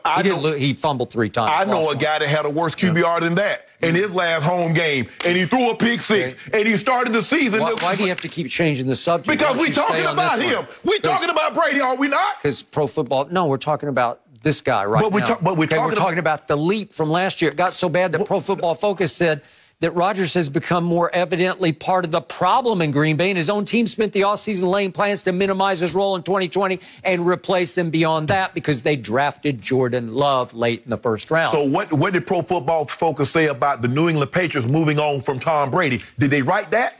Because they moved on without him. Okay. And they didn't have, think about this, let this sink in. They were so hell-bent. They was like, we're not taking a quarterback. We're going to ride with Stidham or we're going to ride with Hoyer. At least the Packers said, we're going to try to get somebody replaced. They were so ready for him to leave. They say, we don't care who we get. Okay. We just going to get you up out of here. And they are 6-6 and almost certainly not going to make the playoffs. They right where they need to be. They right there on the cusp. Now, they had a very bad loss to the Denver Broncos because they would have been smacked down. But don't count on Coach Belichick out. You make it seem like you New Orleans. Last I checked, you on the outside looking in too. 7-5. Yeah, so 7-5. Wait, how many cases we have bet on who has the better record? I'll double them. We got 5. I'll double it to 10. I already bought out. Okay. I gave you 3. Yeah, you did bought out. Yeah, but here's the thing, though, Skip. You make it seem like 7-5, 11-1. Like they got my homeboy record. They 7-5. The Patriots 6-6. Okay. So don't mess around and let Kirk Cousins get y'all on Sunday. Off his game last Sunday at Lambeau against Philadelphia, Pro Football Focus wrote that his numbers were they just grade his numbers. And they said it was the best of his entire career, and it was the second best single game that they have graded since they started back in, 2006. So they're saying, wow, look at what he did against the Eagles. Not even close. Yeah. Not even close. Because, hold on. So what was that opening day game that my homeboy had in Pittsburgh his second year, where he threw 6 touchdowns? So how did they grade that game? Or the game that he had 2 years ago in Jacksonville? How did they grade that game? Man, they just be throwing out these willy-nilly numbers, and they expect everybody to willy-nilly, yes. Shannon Sharpe. So, same game last year, it was earlier in the year, against Philly, at Green Bay, at Lambeau. Yeah. Aaron Rodgers was having such a rough time last year. Do you remember what happened at the end of that game? I think we might even still have there it. You go, see? Well, seriously, I want to show what happened last year. Look at Darius Shepard. He comes completely clean over here. And Philly jumps, they double Valdez-Scantling and leave Darius Shepard. He's just a rookie from, South Dakota or North Dakota. Hold on, wait a minute. North Dakota State. If I'm not mistaken, I've heard, and I think everybody at home has heard, that Bruce Arians says week after week, we've got guys open. So your guy missing. But that was for the game winner. Oh, hold on. And he threw an interception. How do we know those weren't for the game winners? You wouldn't even been behind if he hit the open guys. That's what BA keeps saying. That's what BA. So, to make the case that Aaron Rodgers is better, he's more of the GOAT than Tom Brady, is just, it's insulting to anybody who cares about football, because I give you, in a vacuum, look, here's Aaron Rodgers to me. He has simply the worst footwork I've ever seen in a quarterback. Worst by far. Wentz is pretty bad. Wentz throws from his feet are like 8 feet apart, and you just can't throw straight that way.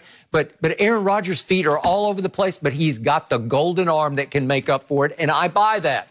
And he's cool, and he's flipping it, and he's even cooler than Mahomes. He's doing all the above. I give you all that.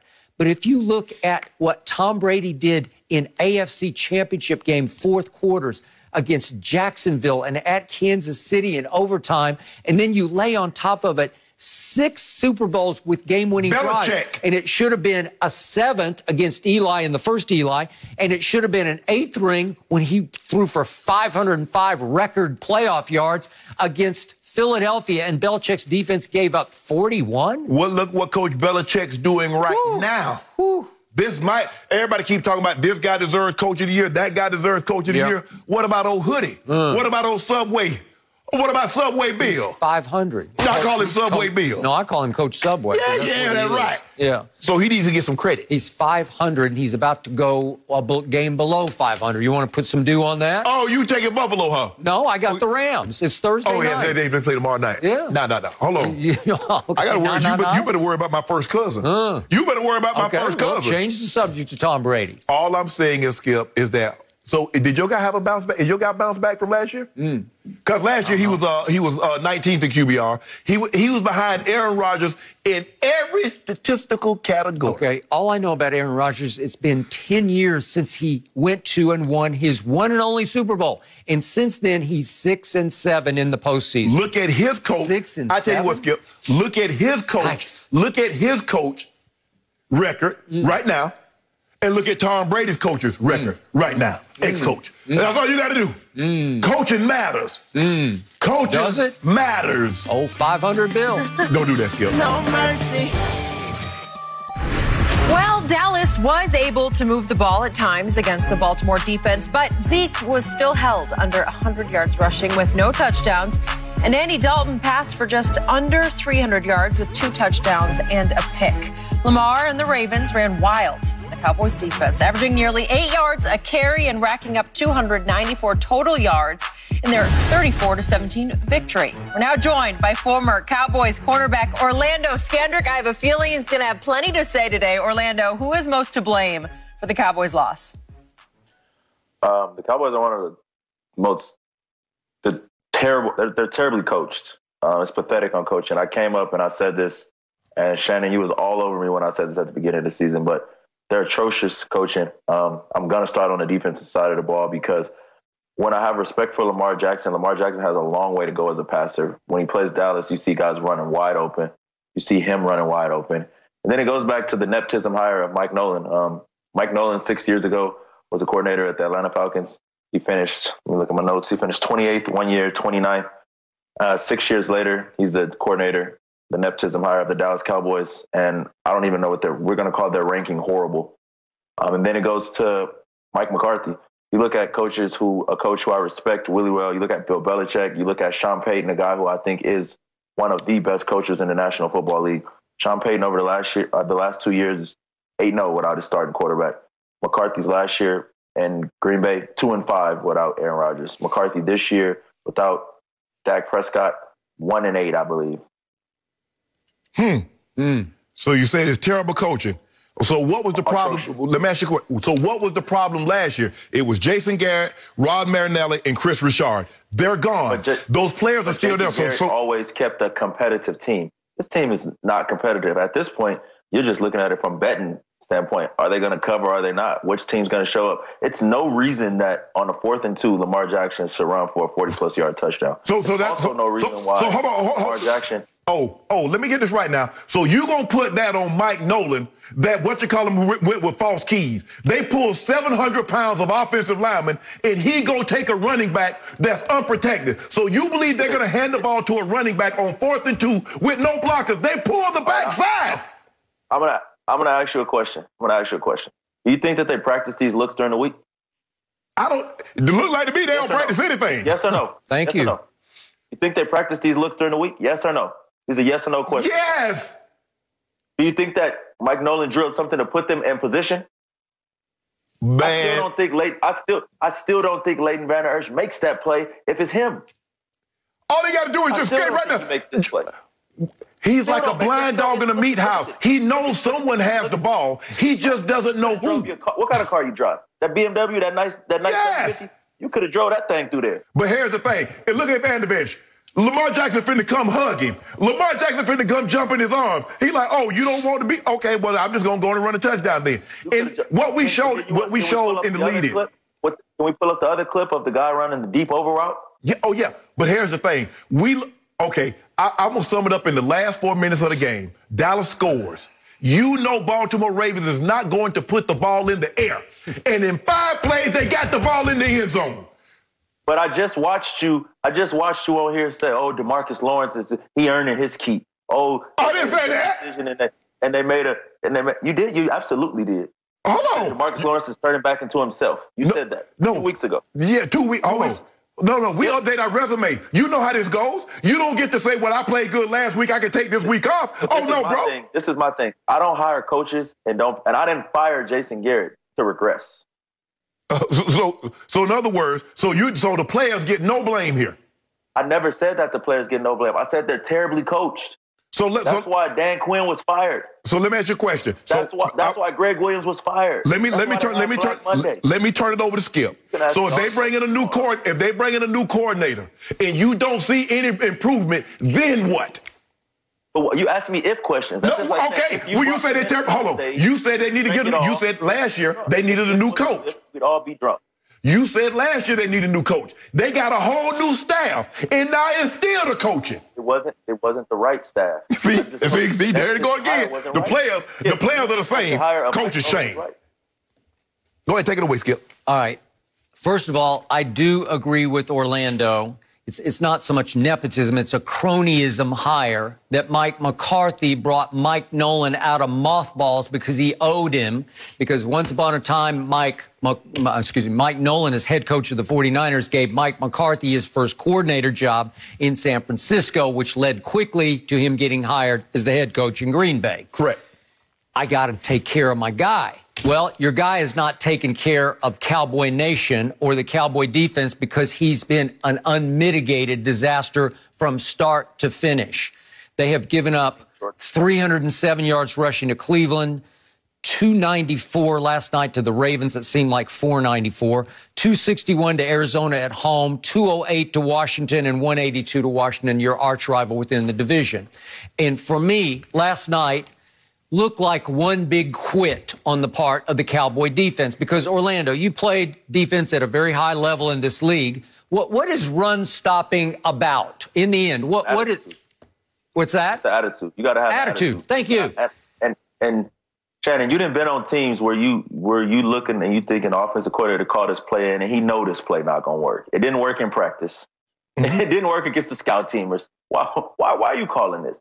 Yeah, it's just like. Okay, so last night I saw a defense come out with no fire, no pride, no guts, no heart, no attitude. I don't think he is the coach for this group because they've rejected him all year. They mutinied against him at mid-year. We had a bunch of anonymous quotes, and all of a sudden Jerry steps up and he cut bait with 8 free agents he had added on the defensive side because he figured they were all the malcontents leading he can't fire the rebellion. Mid-season.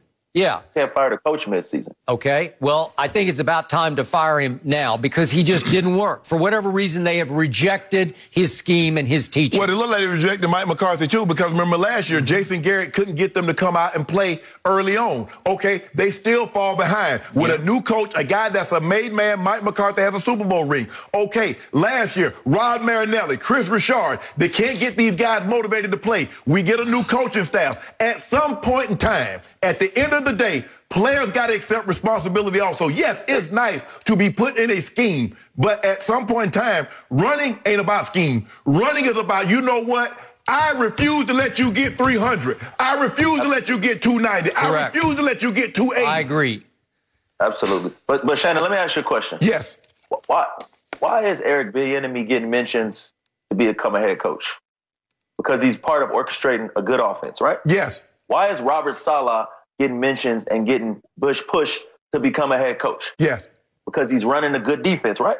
Why did Dan Quinn become a head coach? Because he ran a good defense. At some point, the players got to make plays. Don't get it twisted. So let me ask you a question. You notice how did you notice how Dan Quinn looked when he didn't have Richard Sherman? He didn't have Earl Thomas. He didn't have Bobby Wagner. He didn't have KJ Wright. He didn't have Ben. He didn't have Averill. Cam Chancellor. Yep. You see how he looked? So it was the Dan Quinn of those players. Did they go to the Super Bowl or not, Skip Bayless? They did. Did the Falcons go to the Super Bowl or not? But hold on. Memory. So was it about players? Say it in a different language. See or no? I'm asking you a simple question. So now it's about. So now. So it's not about the players. So Sherman's going to be in the Hall of Fame. Bobby Wagner's going to be in the Hall of Fame. So you just going to minimize Earl Thomas, Cam, Sherm, and Bobby Wagner and say it was all Dan Quinn. Okay. But he came with cachet. He came with built-in respect. When he walked in the door in Atlanta, they're like, we respect. Yes. Who's respecting Mike Nolan? Where's he been? What has he done? What about your offense? So who's respected that offense? Mike McCarthy, he was in Green Bay with Aaron Rodgers, right? But you know what? Speaking of the offense, last night, Andy Dalton played well enough to win the football game. I thought he played very well considering he's the backup. He got them little yards at the end of the game. Little yards? Yeah, little yards at the end of the game. We ain't kidding. Orlando, figure this for me. Dallas had 20 passing first downs last night. The Ravens had 2. We ran the ball. For most of the game, as you point out, Lamar was having a hard time. He was throwing some mystery missiles to me. They were going right, left, down, above. He was airmailing. But he hit the ones that was wide open. He hit 2. He hit 2. And the throw to Hollywood in the corner of the end zone, that was a big-time throw. Well, I'm going to do you like you did me, Skip. Just imagine if Lamar would have had the ball 5 more minutes, how many yards they would have rushed for. Okay, but Dallas won the time of possession by 5 minutes. How do you do that and lose 34-17? Well, there's only one way. You have to give up 300 rushing yards, right? Well, you came out on the second down and you threw that interception, so you gave the ball right back to Baltimore after they missed the field. I think they missed the field goal and got the ball right back. Yeah, but it was just in turnovers. It wasn't a big turnover. It's 1-to-1. Yeah. And by the way, my 2 undrafted tackles, a rookie and a second-year player, they held up. They did okay. Yeah. They gave Andy Dalton enough time to win the game. Baltimore can't rush the passer. Okay, well, I'm just saying, at Baltimore, the offense played well enough to win the game. I saw a few flashes from Zeke. Who y'all play Sunday? At Cincinnati. I told you, we got to lose it. We got to lose it. Cincinnati ain't got no pass. We're on the way to 3-13.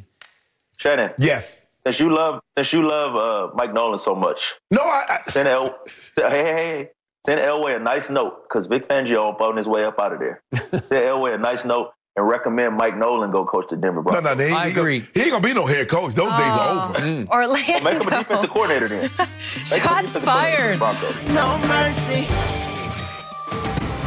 Cam Newton and the Patriots look to keep rolling against Aaron Donald and the NFC West leading Rams tomorrow at 7:30 Eastern on Fox NFL Network and streaming on Prime Video. Looking forward to that one.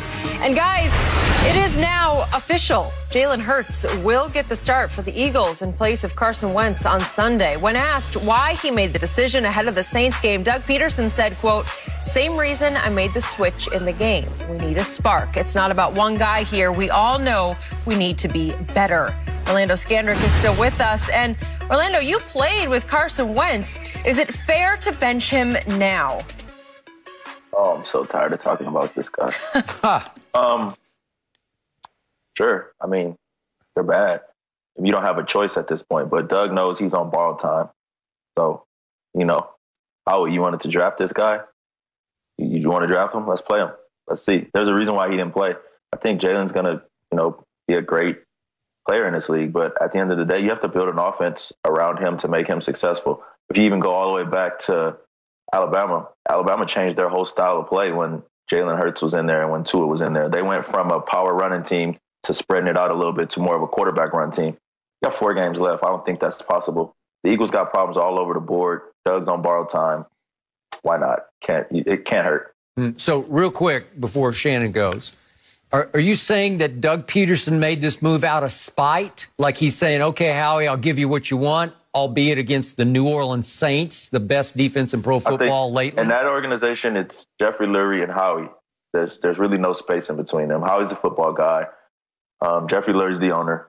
Jeffrey Lurie survived the Andy Reid era. I'm sorry. Let me correct my words. Howie Roseman survived the Andy Reid era. Chip Kelly gets hired. He gets moved over to the football side. He's still in Jeffrey Lurie's ear. Chip Kelly gets fired. He becomes GM. He pulls one out the hat. They put some good players around. They got some great free agent acquisitions. They won a Super Bowl, and here they are now. They're struggling. They're going down a one-way road to nowhere. And now you drafted this quarterback in the second round, and your franchise guy's struggling. So Doug's like, I'm on borrowed time. I might as well put him. At the end of the day, you guys are stuck with Carson. You married to him anyways. You got to pay him $25 million next year, and then in the offseason, another, I want to say, $10 million becomes guaranteed for the following year. So to me, this makes no sense. Well, I understand it. I think they're in an impossible situation for all the reasons that you said, because I believe the team has lost confidence in Carson Wentz. Wentz has definitely lost confidence in himself, and he says he needs a spark. You need a 5-alarm fire, because what you are deficient at, the offensive line, the skill positions, I don't see a scenario. Even the greats, Aaron Rodgers and Mahomes, would struggle playing behind that offensive line and that lack of talent at the skill position. Now, I think we can agree on that, is that they are deficient on the offensive side of the football. You can't allow your quarterback to get his hit as many times. Now, I'm not saying Wentz is without fault, because he is totally without fault, because there have been a lot of times he's had guys open and he's missed them, and that's on him. All I'm saying is that when you take as many hits as he's taken, when you're devoid of talent at the skill position like they are, this is what happens. I don't know. I can see if Wentz was struggling and they had 2017 roster. I could get it then. You can say, well, look, we got weapons, but you're going to take a quarterback that's really not proficient at throwing the football, and you're going to give him no weapons and an offensive line. Now, maybe he can get out of some of the way of that oncoming rush from the defense, but I just don't see how this works. But let me tell you what happens. When you make a move like this, a quarterback that's this long in his career, this far along in his career, I don't see how you come back to him with that head coach. I told Skip in the beginning, I believe one of those guys are gone. Wentz or Pederson, and I believe it's Pederson. Dougie P got one foot out the door, and the thing about it, the whole thing about it is, where he deserves some blame, as I do blame the Cowboys coaches, they've made some very, very, very weird decisions in the draft. I don't know why you draft Jalen Reagor, who's a primary punt returner, over Jefferson. I don't know why you go out when you know you can add pieces to your defense, you can add pieces to your offense. I don't know why you go out and draft a quarterback unless you don't have faith in your guy. And then, to go forward, you start this big dispute with your tight end, your Pro Bowl tight end. You let it get leaked to the media that him and the GM had a verbal altercation about his contract, and then he gets this injury. He gets an ankle injury that holds him out for 6 weeks. And Zach is a tough guy, so you can only hope that maybe he really was hurt, but in hindsight, he wasn't. He was spiting Howie Roseman. Like, I'm going to take my time coming back.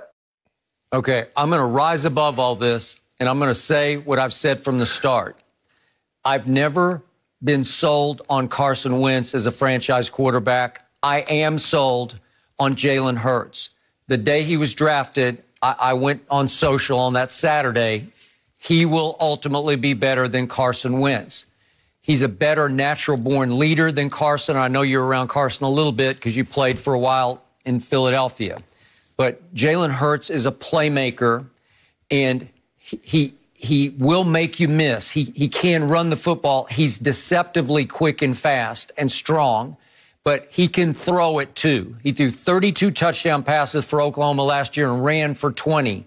That's a lot of performance. That's a lot of output, and that's what you'll. I don't want to cut you off, but Jalen Hurts ain't playing against Texas Tech. No, I got it. I got it. The point is, ain't no Texas A&Ms. Okay, here's the problem, and that's why I suspect maybe even potential sabotage here. He is getting thrown into the hottest fire maybe any rookie starting quarterback has ever been thrown into in his first start, because this just isn't fair. New Orleans is playing at a supremely hot and high level right now on defense. They've allowed the fewest yards in the National Football League in over the last 4 weeks. They're tied for first in sacks because they tormented Tom Brady in his own stadium, and they have just finished tormenting Matt Ryan, the former MVP, twice. They took him all apart, and now you're throwing this kid into that fire, albeit at home. It's close to being unfair, but I still say he will perform better than Carson Wentz would be able to perform going forward, because where I do agree with Shannon, the team has lost all faith in Carson, and he's lost a lot of faith in himself. But I think that you're confusing better with worth a damn. And the coach always told me that. He said, don't confuse okay with worth a, bad word. I'm not going to use that. Yep. But the team has problems all over the board. They don't run the ball. They're not committed to run the ball. And if you even go back to last year. They fired the offensive coordinator. Doug was calling the plays the whole time. And then miraculously, Doug gets this pressure. And it's like, oh, I haven't been calling 2 minutes. Oh, I haven't been calling this. And now somebody else is calling the plays. It's the blame game all over the board. And like I said, Doug's on borrowed time. How he's going to make it probably. He's not going to get fired. I doubt it. Doug's going to get fired. They're going to start over. And they're going to have to, Howie's going to have to try and mend his relationship with Carson, or he's going to have to trade him. And it's going to create a very, very uncomfortable situation if Jalen does perform decent these last 4 weeks. Okay. Because so now you're going to have a quarterback that you're going to be paying $25 million to sit on the bench. Okay. And once everybody realizes you don't want them, and Shannon would agree, when you realize somebody don't want something, I ain't going to give you nothing in a trade. You send him on over here, pay half his salary, and I'll give you a 7 round pick. Here's your final question. Wrap it up for us with this. Which team is in worse shape, Dallas or Philadelphia? Philadelphia. They're old on defense. They're very old on defense. You went and gave $39 million to a defensive tackle, Hargrave. A lot of y'all don't even know who he is. He don't even fit their scheme. But what is going to be their scheme next year? Their best players on defense is Fletcher Cox and Brandon Graham. They're both over 30. They don't have any linebackers. Darius Slay, who's been a great player in this league for a long time, you went and pay him top dollar. He's only getting, Father Time is undefeated. He's not going to get any better. He's not going to get any better at this point in your career. You don't have another corner. Your safeties, Rodney McLeod is older. Jalen Mills is, he's okay, but what do you pay him in free agency? And then on offense, that offensive line, outside of Lane Johnson, who's going to be coming off an injury, Kelsey's old. Brooks is going to be coming off of his second season in the injury. And then, you kind of in flux. And then Miles Sanders, who's a great player, he's got a little bit, he's been hanging out with Zeke a little bit. He can't hold on to the ball. So you do realize the Cowboys offensive line is old too. And although their Cowboys defense is younger, they're terrible. Yeah, but they don't have an offensive lineman that's the quality of Zach Martin. No, but he's getting old. And guess where he's at? Injured. Where's Ty Smith? Zach Martin, he's not even 30. But he is 30. He just turned 30. He turned 30, yeah. but he got a lot of wear and tear on those treads. Yeah. They've been banging heads. They've been running the ball for a minute, Yeah, I totally agree with that. But when you look at it, the receiving core, they're being able to separate Dallas better. Yeah. Running back, better. At least quarterback. At least Philly got an excuse. We can say we old. Y'all young and sorry. No laughing over there. No laughing. Orlando, we appreciate you taking the time to join us today. We will check in very soon. No mercy. LeBron still trails many greats in championship rings with 4, but he claims he has, quote, won the 2 hardest championships in NBA league history. LeBron said that the 2016 title, when the Cavs came back from being down 3-1 against the 73-9 Warriors, and, of course, the most recent title as a Laker in the Orlando bubble, were the 2 most difficult ever. So, Shannon, is he right? Skip, it's really hard to offer a fair assessment or qualify this, but I'm going to agree with him. I think the 70 coming back from 3-1 down, or 1-3 down, if you come back, you're 1-3 down, however you want to look at it, Skip. 73-9 team, 2-time league MVP. He won the last award, a unanimous, average 30, was a 50, 40, 90 guy, 50% from the field, 40% from the 3, and 90% from the free throw line. To overcome that was, and then when you look at what they did last year, Skip, we can't get people to stay in their own homes because they said, I need to go out, I'm depressed. And there are so many others, and you mentioned like the Clippers didn't want to be there, but for him to channel, say, you know what, I just got to be here mentally, and I got to get my team to lock in mentally. And I said this before, Skip, he treated the bubble like I treated college. Hell, I'm here. I might as well get me a degree. LeBron James say, hell, I'm here. I done quarantined all this time. I done left my family. I done left my mom, Savannah, the kids. Hell, I might as well win a title. And that's what he did. He locked in. A lot of kids go ahead and get degrees. They went to get a degree. Okay. I went to stay eligible to go to the NFL. I majored in eligibility the first 3 years, and I was like, you know what? I'm on track to get a degree. Let me go to get that thing there, Skip. Well, how hard was that? It wasn't that hard at all, you know what I'm saying? Yeah. Skip, you know, it's cold. Sometimes it's cold in the morning getting up and going to class. In Savannah, Georgia? Yeah, it get cold sometimes. Not on the college by the sea.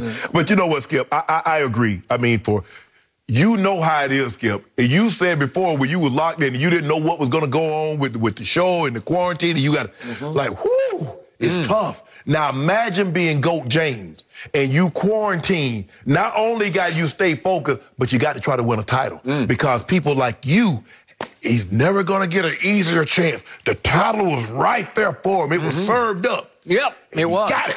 He got it. He did it. But it was the easiest path to a title ever. Hardest. Everybody that was in the bubble said it was hard. How can you try to sell that? I've heard everybody that was down there, from Rachel Nichols to all of those ones that were in there, says you've never seen anything like it.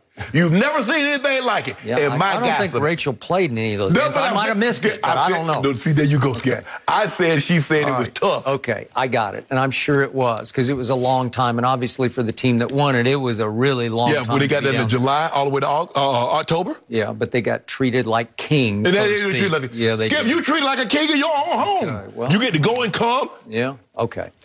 I got big issues with both of these because I'm here to make the case that Golden State team was overrated. Oh my! I'm sorry because look at what happened. LeBron had them on the ropes in 2015, the year before, and he didn't even have Kyrie and Kevin Love, and he had them on the ropes. Right, and they were better. They're up 2-1. Game 4 is in LeBron's house, and he spit the bit. I thought this was going to be his greatest achievement because I told you that 3-game stretch going into that was the greatest I've ever seen. He was just carrying that team by himself. Yeah. He was exposing the Warriors because they were in big trouble. And in Game 4, in his house, he shot 7 of 22 and 1 for 4 from 3 and 5 of 10 from the free throw line. And they got blown out by 21, and that was the end of it because the Golden State just took it over from there, thanks mostly to Iguodala coming off the bench into the starting lineup. Okay, so then we fast forward to the next year. And I got to tell you, Steph got exposed in games 4, 5, and 6 because I dare anybody to go look at his numbers from 4, 5, and 6. He had 7 assists to 12 turnovers in those 3 games. Yeah. And the deeper they got, the worse he got because in the fourth quarters of those 3 last games that they lost in a row, he shot 6 of 20 from the floor and 3 of 12 from 3 and never got to the free throw line in any of those 3 fourth quarters. And remember, the last fourth quarter in Game 7 in his house in Oracle, he shot 1 of 6 and 1 of 5 from 3 and had that horrendous behind-the-back turnover. He threw it in the 12th row. Remember that? We did that. Okay, you did do a lot of great things, and I give you that. But Kyrie made the shot of shots to finally slam the door on Golden State. We had to block our blocks. Okay, and remember, that whole series turned on a suspension I have never, ever seen. In the middle of an NBA Finals, the commissioner and company decided that guy has to go for a game. And they're up 3-1. We're going to Game 5 back at Oracle. Man, somebody tell Draymond to think he had Radio City Music Hall and he a Rockette and kicked the man like he did. He also called him the B word so audibly that Kiki Vandeweghe, the Minister of Justice, could hear it in the second row. And we were cooler heads prevailed, so because he turned out to be a good friend. Have you ever seen a key player on a team that looked like it was bound to win a championship get suspended in the middle of an NBA Finals? They just don't do it. Hold on. They suspended Amari Stoudemire when he shoved Robert Horry. You remember? Okay, but he ran out.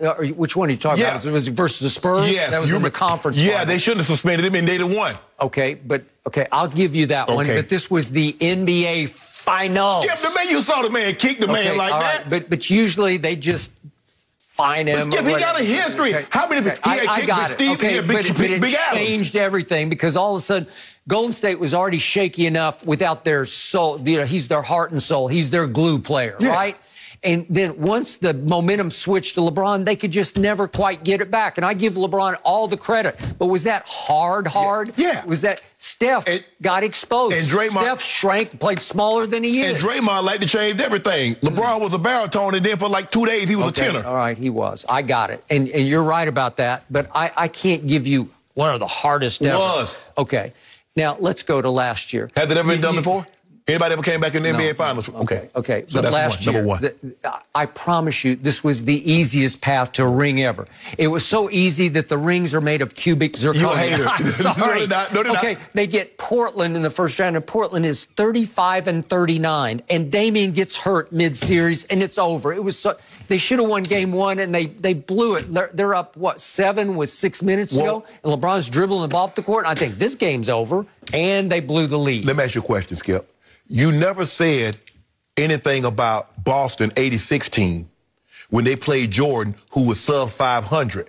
Am I correct? Was that team sub 500? Nobody says anything about that. We don't try to diminish that. Are you comparing Damian Lillard to Michael Jordan? I'm saying, Skip, all I'm saying, they were both 8 seeds. You told me, Skip, there were some greats that had picked Portland to beat the Lakers. A couple did. They did I'm not that. Sure they were greats, but whatever. Oh, Charles Barkley, was he great? All right, he was a great player, but I don't know about the commentating part. Okay, so now we moved to round 2. And right on schedule with the series tied 1-1 against Houston, Daniel House gets kicked out of the bubble. Kicked out. Wow. The guy that Mike D'Antoni just said might be the most improved player in the league, and it turned into one of the better players. He was integral to what they were, who they were. 3-and-D. Skip, do you realize? Okay, and they fell apart. Skip, of the qualified guys, I just want to know, if I'm not mistaken, I think Daniel House was 300th in PER. Is that good? But he had really come to life. Did you see what he did against Oklahoma City?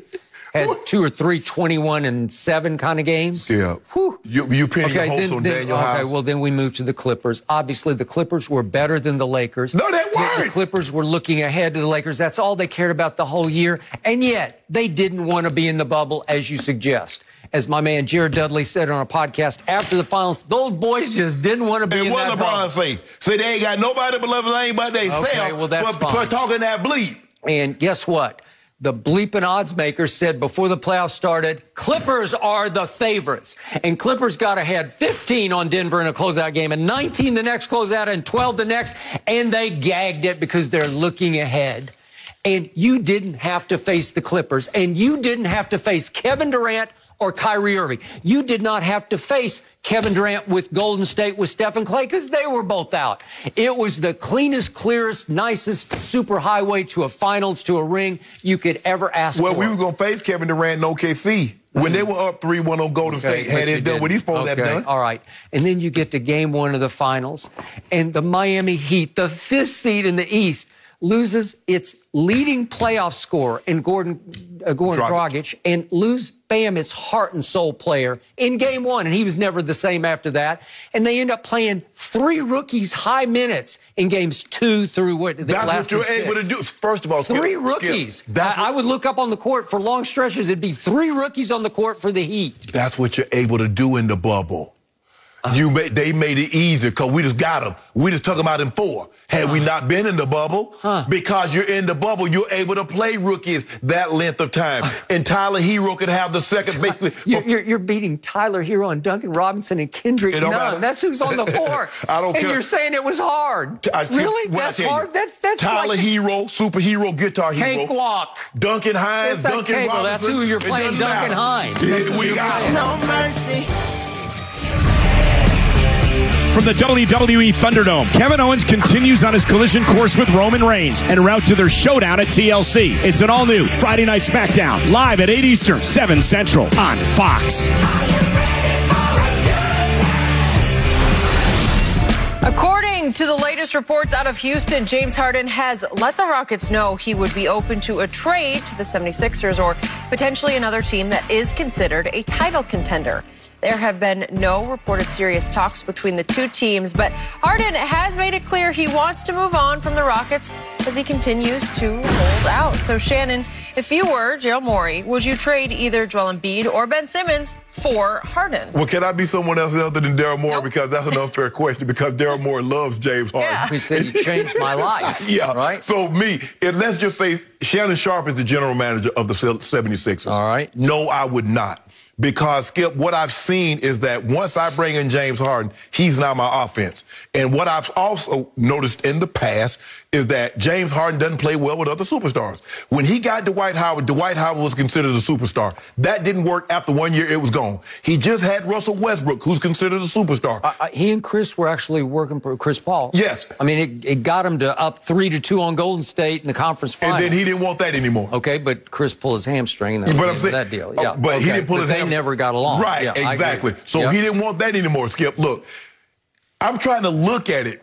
Let's just say I pair James Harden with Ben Simmons. How's that going to work? Because really neither one of them play really well without the ball. James Harden is not backdoor cutting. He's not really moving without the ball. James Harden pass you the ball, he goes stands in the corner, or then James Harden's playing with the ball. So what's Ben Simmons going to do? Or if I put him with Joel Embiid, Joel Embiid's going to clog the lane because he doesn't want a big because James Harden, when he gets to the lane, and he's going to pass it to Joel Embiid with 2 seconds on the clock, so you do something with it. So I just don't see how you mix these guys because these are the worst pairings that could possibly be. So I wouldn't. If I'm the general manager, no, I'm not trading for James Harden. I am not. Yet, you have told me consistently, sitting in that chair, you do not think Ben Simmons and Joel Embiid will work either. No. Okay, so what is it? Pick your poison here. But I believe they're more compatible than James Harden. Really? Than Joel Embiid and James Harden, yes. Okay, I'm going to restate my opinion on those two.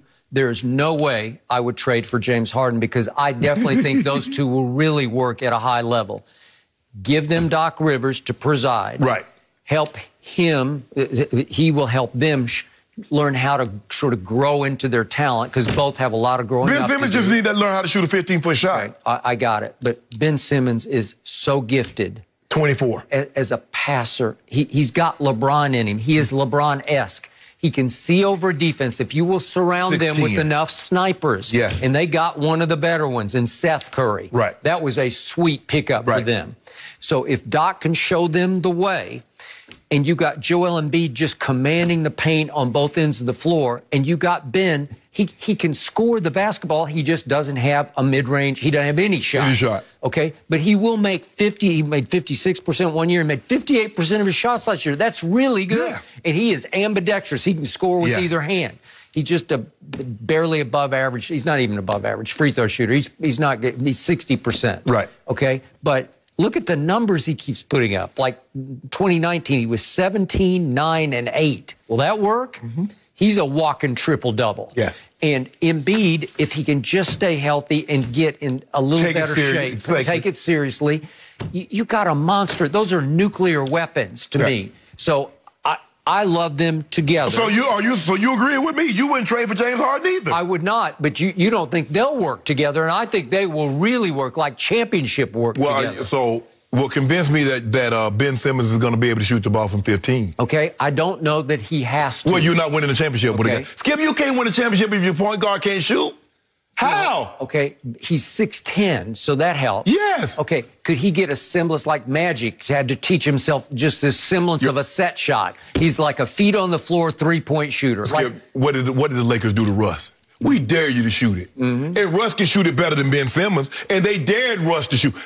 Our double dog dare you to shoot that shot. Okay, Russell Westbrook has become the worst mid-range jump shooter maybe in the history of the game because he will keep taking them like crazy. Skip, we don't know what Ben Simmons is because he won't even shoot the jump. He won't even shoot a mid-range shot. Okay. So we don't know how good or how bad he is. Just remember, they got to Game 7 against Toronto of the Eastern Conference Finals, and it took Kawhi making the luckiest shot in the history of the playoffs. Right. Bounced twice from the corner, bounced twice, and came back and dropped through the. I don't know how it happened. It defied physics. So should we see improvement in Simmons' game from then to now? Yes, we should. Have we? Okay, we have not. But Brett Brown's a nice guy whose voice I think was lost on them after a while. Right. They tuned him out.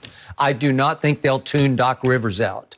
I still have the utmost respect for him. I know it went south last year. I think he got as sick of the Clippers as they might have gotten of him in the bubble. Well, he got sick of Paul George blaming everybody except taking responsibility, hitting the side. Oh, Doc was using me wrong. And like Doc said, I hope that was the way I would use you was the issue because the guy that was sitting next to me, guess what offense he running? Mine. Okay, so now fresh start, new coach, new situation, new vibe, and yet new GM. Daryl Morey, who loves James Harden. Right. So I'm not going to rule this out that he's going to finagle a way to get James to Philly. And I think it will be a mistake. Houston, out of their mind. I'm going to get exactly what I want. This is the price. Another superstar and 3 or 4 first-round picks. That's what I want. Would you take Ben Simmons as much as you don't like him if you're Houston? No, if I'm feeling, no. You need Embiid? Yeah, give me Embiid, Tobias Harris, and 2 first-round picks. Well, then, what's the point of Philly even trying? Like, well, I don't know what it is. Y'all want James Harden? Do you want James Harden? Yes or no, Skip? He's revolutionary, says okay, Daryl Morey. this is what it takes to get a revolutionary player. No mercy. ESPN.com released the first half of their top 100 NBA player rankings heading into this season. The Clippers' latest edition of Serge Ibaka came in at 66th on the list. That's at least 10 spots higher than all 3 of the Lakers' big offseason additions of Montrezl Harrell, Dennis Schroeder, and Marc Gasol. So, Shannon, what does this tell you? It tells me the Lakers made out like bandits. Bandits? Yeah, Skip. So you telling me that Serge Ibaka, by himself, is better than Trez, Schroeder, and Gasol? So it's basically, Skip, would you rather have a $100 bill or would you rather have 3 50s, 2 10s, and a 5? Exactly. We got 3, y'all got 1. And Really? guess what we got that y'all don't have? Oh, GOAT. Who was the odds maker's favorite going into the playoffs? The Clippers were. And all of a sudden, you're over there gloating and raving about all your acquisitions. And I'm saying, Who's the favorite right now? well, wait a second. Marc Gasol, look, he plunged on this list. He was 61st a year ago. He's now 96th. And you're saying he's the real deal? Watch what he does with GOAT Really? James. Wait a second. Schroeder is only 79th on this list? What was he last year? Montrez is only 76th, and he's the 6th man of the year. That's my point. And then we move all the way up to 66th, and there's Serge sitting there, who was the acquisition of the year in Los Angeles. Let me ask you a question, Skip. Serge Ibaka could have been 6th man of the year because he started enough games on the bench where he could have been 6th man of the year. Was he even in the run? He was not one of the 3 not finalists. Yeah, 15-8, I'll take it. What was Schroeder? 18-5. What was Trez? Yeah. 18-7. Trez, 6th man of the year, wants to be 2nd man of the year for the Lakers. Watch Yes, what we get. See what we do? That's what LeBron always gets these guys like this Yep. and say, watch what I do with them. Really? Watch what I do with them. Yeah, well, we'll see how you do with a guy who was a problem for the Clippers. Yeah, because you know why? Because y'all want a little management. Y'all want to get talk about, guys, we need to play together. Well, let's practice together. I think the case is closed right here. Yeah, I have a feeling that this Lakers-Clippers rivalry situation between you two, it's going to be fun this season. Sorry about the Cowboys again, Skip. What can I say? That's all for Undisputed. Have a good day, guys.